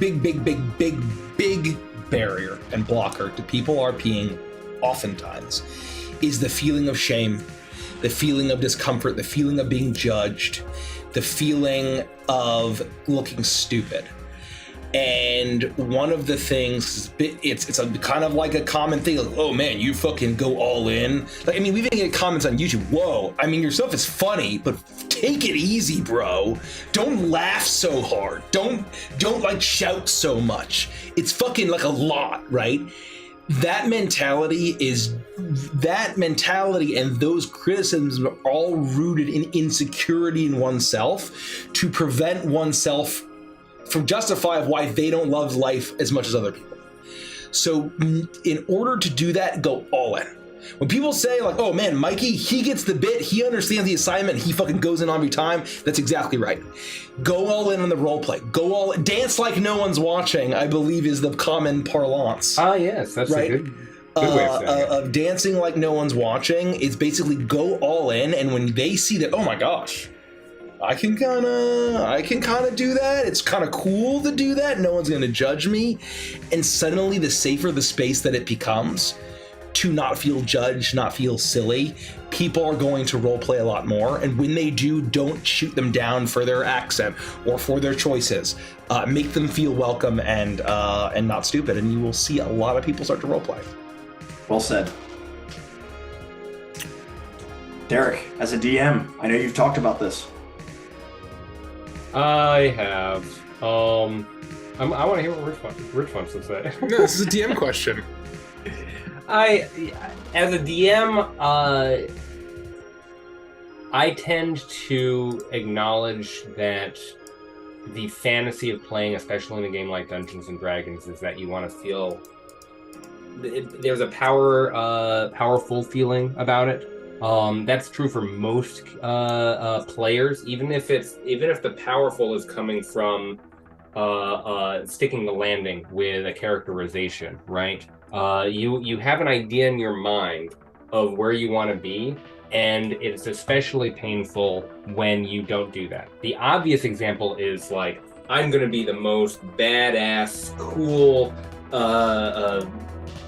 I don't know, gunslinger, let's say. I'm going to be this epic hero. I'm going to have the coolest sword. I'm going to have 2 hand crossbows at both hips. I'm going to have a big wide-brimmed hat, and everyone's going to fear me and respect me and be in awe of me. I'm going to be all of the things at the same time. And the first time I set out on my adventure, I have to climb a wall, and I roll a natural 1. As a role player, as a player, you have to be prepared to fail, not just at the table as a player in role playing and as conveying your character, but you have to also be prepared for what happens if this badass that I just created, who is the destroyer of worlds, slips on a banana peel. And so the answer to that, as from a DM's perspective, is don't put the banana peel in front of your players, in front of your characters. What I mean by that is the rogue. They're so cool, they're so badass, they've got this really awesome backstory, and they're gonna open the lock, right? What happens if they roll a natural 1? What happens? I had $1. I mean, you'd have at least $2, right? At least. The point is that in that moment, don't make them feel like they slipped on a banana peel. Add friction and tension that continues to lend to the fantasy. This is a more complex lock than you realize. There's more going on inside here. This is homemade. Something very unusual is happening here. You don't find the pins where you would normally expect them to be. You've opened hundreds of locks. This isn't going to take you a quick flip of the wrist like you're used to. It's going to take you a minute, or it's going to take you 10 minutes to sort of sense it out. Only a superior rogue such as yourself would be able to do that. But that natural 1 doesn't represent failure. It represents time, or it represents some sort of a bend. That's how I would start to try and answer that question to the best of my ability. I'm working on that articulation, is what I'll say. No, I think that's really good advice. It's you've almost described it as DMing in a fail forward kind of way, as opposed to like a feels bad way. That's a great way of putting it. Yeah. Yeah. I think that's really good insight. I think that's very helpful for people. Rich, do you have any thoughts for, I know Mike kind of took a player approach and a DM approach, but do you have any thoughts from a player perspective of how you would help make a table feel more at ease with RPing? Yeah, I think, and I noticed, I saw a comment in chat, someone asked, like, how do you deal with being the only person doing heavy role play at a table? I think the best thing you can do, here's a little outside the box example. Just try to become better friends with the people at your table. Yeah. Try to become closer, and that includes things outside of D&D. Mm-hmm. We all see each other a lot outside of D&D. We do stuff that isn't D&D. We see movies together. We're all very dear friends. And I think that's the single thing that allows us to have as intimate and as intense and as comfortable and fluid RP around each other, is because we know each other well. We've known each other for years, which obviously is hard to sort of give advice on, but even for new friends, I barely knew Derek when I role played next to him. That's right. As Frost. Me too. But we had still played board games together and hung out outside of D&D. And so I would say just try to build those connections. At the end of the day, we're all people, and this is a social experience, and it's a vulnerable experience. And so that's my little extra nugget of wisdom there, is just try to, be more than just, basically D&D coworkers. That's a really good way, because if you are sitting there playing with Gerald and Gerald is a dick and you're thinking, man, Gerald's a fucking asshole, even if you think you're the best actor in the world, that is going to come through in your role play. Yeah. You're going to be thinking, fuck Gerald.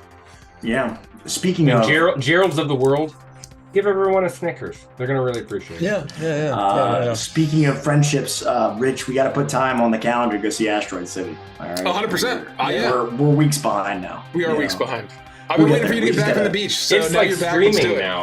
I appreciate it. We gotta go see Asteroid City. We're probably looking the last week or so of it being a thing. You think? So No way. I mean, it's 4 to 6 weeks is how long movies are in theaters, right? Okay. Well, if that's the case, if we miss Asteroid City in theaters, I would still be honored to Redbox it or rent it and sit next to you on the couch and watch it. I want a Redbox.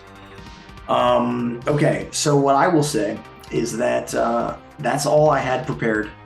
We are going to close with the only question that we have left. We're going to close out with that. Oh, just kidding. There's one here. See, every time I say it. So what I'll say is we have 2 questions. We've got 2 questions. These are the last questions. But do you all have any final thoughts on the topic at hand before we answer these questions and close out the evening? No, I thought it was a great one. Thanks, Andy. Oh, please. I think for me, right, when it comes to role play, I would say here, and this didn't come up, but I really wanted to say this during the session. I have something to say. I mean, we could literally talk about this for hours, and so this is part 1 of 90. Yeah, we'll collect more topics next time, but I think that for what I see a lot, even people that are active role playing.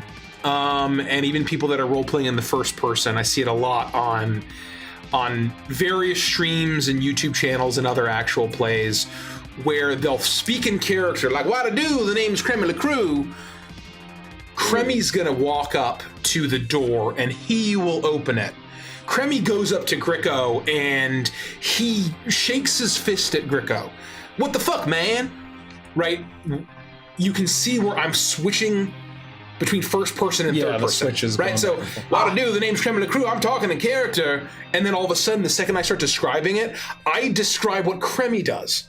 And in my mind, D&D is all about an immersion. It's all about narrative. Don't say if I'm playing Cremmy, right? I never say Cremmy walks up and smacks Gricko across the face. I'm going to say I walk up and smack Gricko in the face. Yep. Right. Because I'm Cremmy. Commit to the bit. Commit to the bit. You be immersed, and even when I'm not using what to do, even when I'm not talking like he is, I'm still Cremmy for those 3 hours, for those 4 hours. Yeah. So I highly, highly, highly recommend be first person in everything you do, in the description and talking through your character's voice. And being in your character's head. My final comment is remember that roleplay is a craft. It is something that is an ability that you can work at and grow at. It's not something that is innate. It's not something that you either have or you don't, and you are a lifelong learner. And when you start, you will suck at it. And if you've just started and you don't think you suck at it, you do suck at it, and you just don't know it yet. And it's because everyone starts somewhere, and as Jake the dog said, sucking at something is the first step to being sort of good at something. Right. And so remember that it's a craft that you need to hone.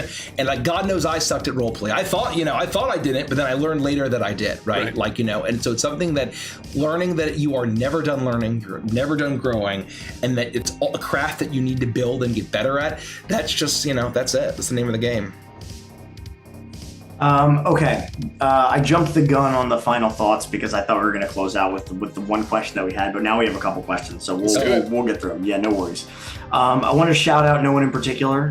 They did not ask a question, but gave us a nice tip, so thank you very much. Thank you so much. Your support. Thank you. Really appreciate it. Bunny asked a question on behalf of someone else. Their question revolved around getting advice on role-playing over voice chat.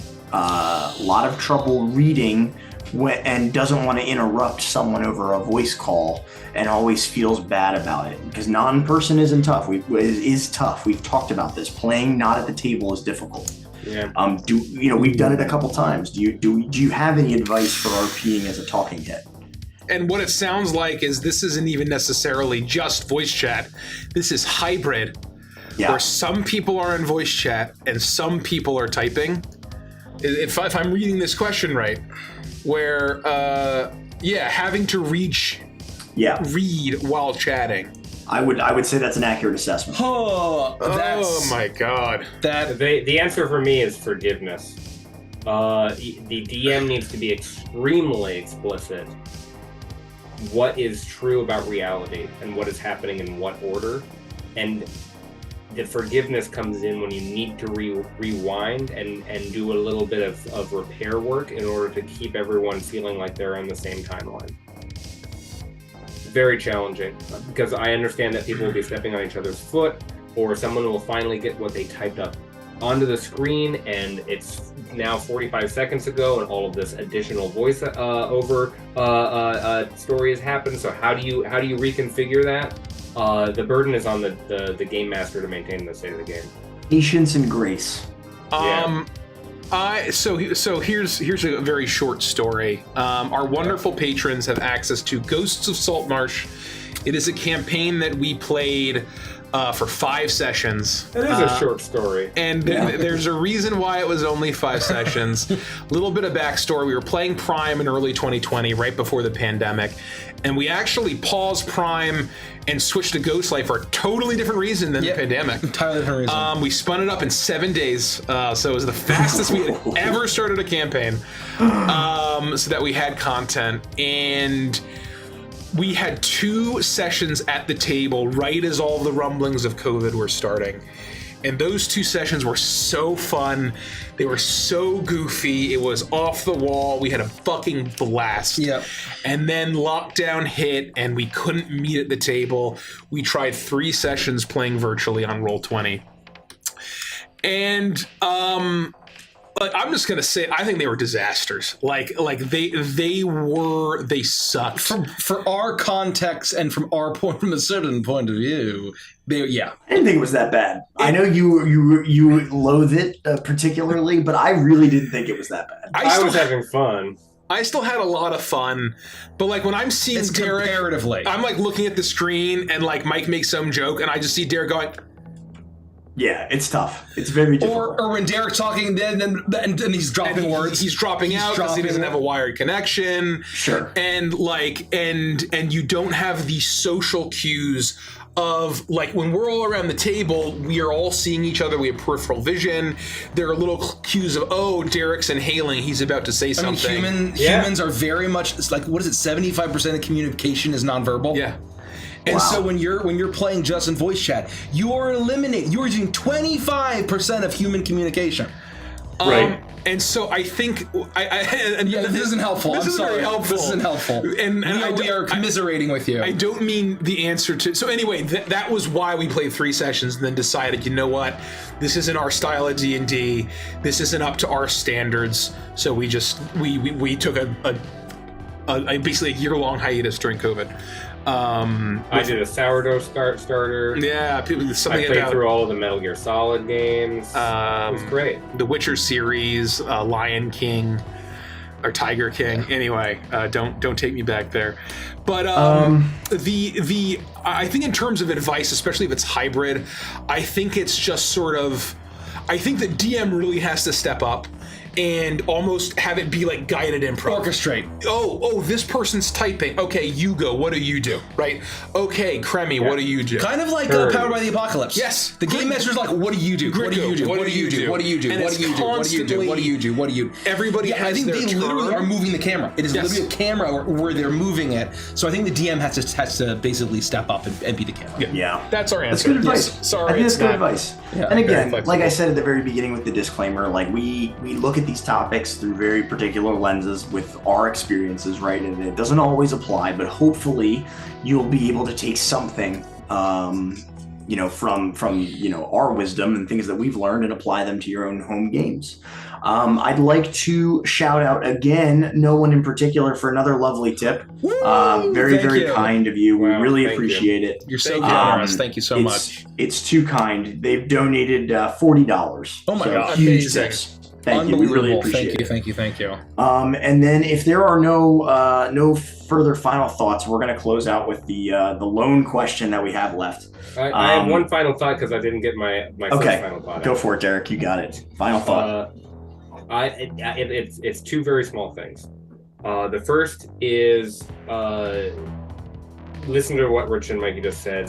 Those are the broad strokes of really how to think about role play. I love that. A small signal for me when I started to feel like I was on the right path to how I was learning how to role play as myself. And you should be always looking in the mirror and not comparing yourself to other people and how they role play, but saying, how can I do a better job role playing than last week? How can I do a better job next week? Those are questions that you should be confronting for yourself. The small signal that I looked to was when I started having role play ideas and not doing them immediately. When I started having role-playing ideas and holding onto the cards and keeping them close to my chest and having like a fanned set of things that I wanted to do, I feel worse about premature RPulation than I do about the missed opportunities when I didn't play the card at the right time. It was when I jumped too early, or I jumped the gun, or I stepped on some moment, or I stepped on some other thing. Those I was cramming it in there, and it was not part of the scene. I should have been listening and reading the room better. And it was when I started to really know the dance moves and really learn how to jive with the players at this table or at any role playing table, where I started being like, you know what? I've got a hand. I can really, really start to play my characters and just know when the right moment to strike is, that it's going to be the most effective. That's when I started to feel like I was leveling up as a role player. And that's my final thought. It's a lot of fun in the bedroom. Great. I think what you said about firing off those things too early because you're worried you won't get them in, I think that's really insightful, and that's something we didn't really talk about, and I've experienced that. I'm with you. If you don't want to spoil a card, you have it like early because you're scared you won't play the card. And I totally agree with that. I think that's fantastic. I would say no one in particular has a question. This one is going to be rapid fire though. Don't think, just answer. What's your favorite flavor of ice cream? Southern peanut butter. Chunky monkey. Fish food. Fish food's awesome. Fish food's fucking awesome. Hats off to Rich for the Hot Fuzz reference. Very good. Very good. Awesome. Fossil fuel for doing Ben and Jerry's. Oh, I actually Netflix can't and name Chill that many. is the new one. Yeah, Netflix and Chill. Yeah. I can't name that many Ben and Jerry's flavors. Okay. Last question. Here it is. And I want to be very, very, very, very clear. We do not normally do this, but Electrobyte has donated a sizable amount of money and wants Mikey to do a voice line from any movie in a Chuckles voice. We reserve these for questions, and we'll do it this one time, but this is not something we normally do, and we don't want to set the precedent. So, Mike, it's up to you. Somehow, Palpatine returned. There's nothing more fitting. Nothing more fitting. Gotta go up. I'm surprised you didn't go with, something with he was a good friend. Oh, and he was a good friend. Oh, we talked about My Fair Lady. You about it? That's we right. talked about My Fair Lady earlier. I thought you were going to go there. Did I ever tell you? Never mind. Yeah, so thank you, everybody, for tuning in tonight. I hope you guys had fun. I had fun. I always have fun. I hope that you all can take away something from this, and I hope you can apply it to your games at home. Thank you so much. We'll be back with more roleplay tips in Neon Nights. Yeah, I'm actually going to hold you guys accountable because I feel like if I don't say it, you won't do it. Next week, we're talking 1D&D. On the 6th of July, there was a major update regarding the player handbook, and I want to dive in. And if I don't commit to it, then I don't think anyone else here will read the rules that have been updated. So I'm going to. I'm going to force. I need a deadline. I gave them 2 weeks. 2 weeks. So we're talking 1D&D next week, and it might span more than an episode. I hear Rangers and if we have enough worse time, in we'll 1D&D than they are now. Sorry, I couldn't hear you, Mike. Oh, I hear that Rangers are even worse in 1D&D. It was a thumbnail on YouTube. So well, I guess we'll have to take a look. They're even worse in 1D&D than they are now. I will read the current playtest because I'm way behind. Way. We're gonna have to do a deep dive, and I think it'll take more. I think it'll take more than one episode. So just keep that in mind, that next week is the 24th. We'll be talking 1D&D. The week after that is the 31st. We're playing Witchlight that Monday over on our 31st. Twitch channel. The 31st It is is a a Monday. session you are not going to want to miss. It's right before Gen Con. Do not miss it. It's going to be very important. Clear very your fucking important. calendars. Do Clear it. your calendar. Yeah, so don't miss it. It's going to be a good time. We didn't want to cancel Witchlight on that Wednesday since we're all going to be traveling to Gen Con. So we are moving it to the 31st. And then, of course, lastly, make sure you sign up for our mailing list. We've been talking about Project Earthshine for a while now. The Discord's been going absolutely crazy with all sorts of theories and questions. And all I can say is that right before Gen Con, we are going to make a major Earthshine announcement. So... yeah, we'll be back on Wednesday. We'll be back on Wednesday on Twitch. We're going to be playing Once Upon a Witchlight, and I'm very excited to get back to the table because I missed a week. And thanks everybody for coming out. I appreciate all of you. Thank you so much for your well thought out answers and questions. Good night, everybody. Good night, guys. Love you. Yeah, we'll see you guys soon. See you on Wednesday.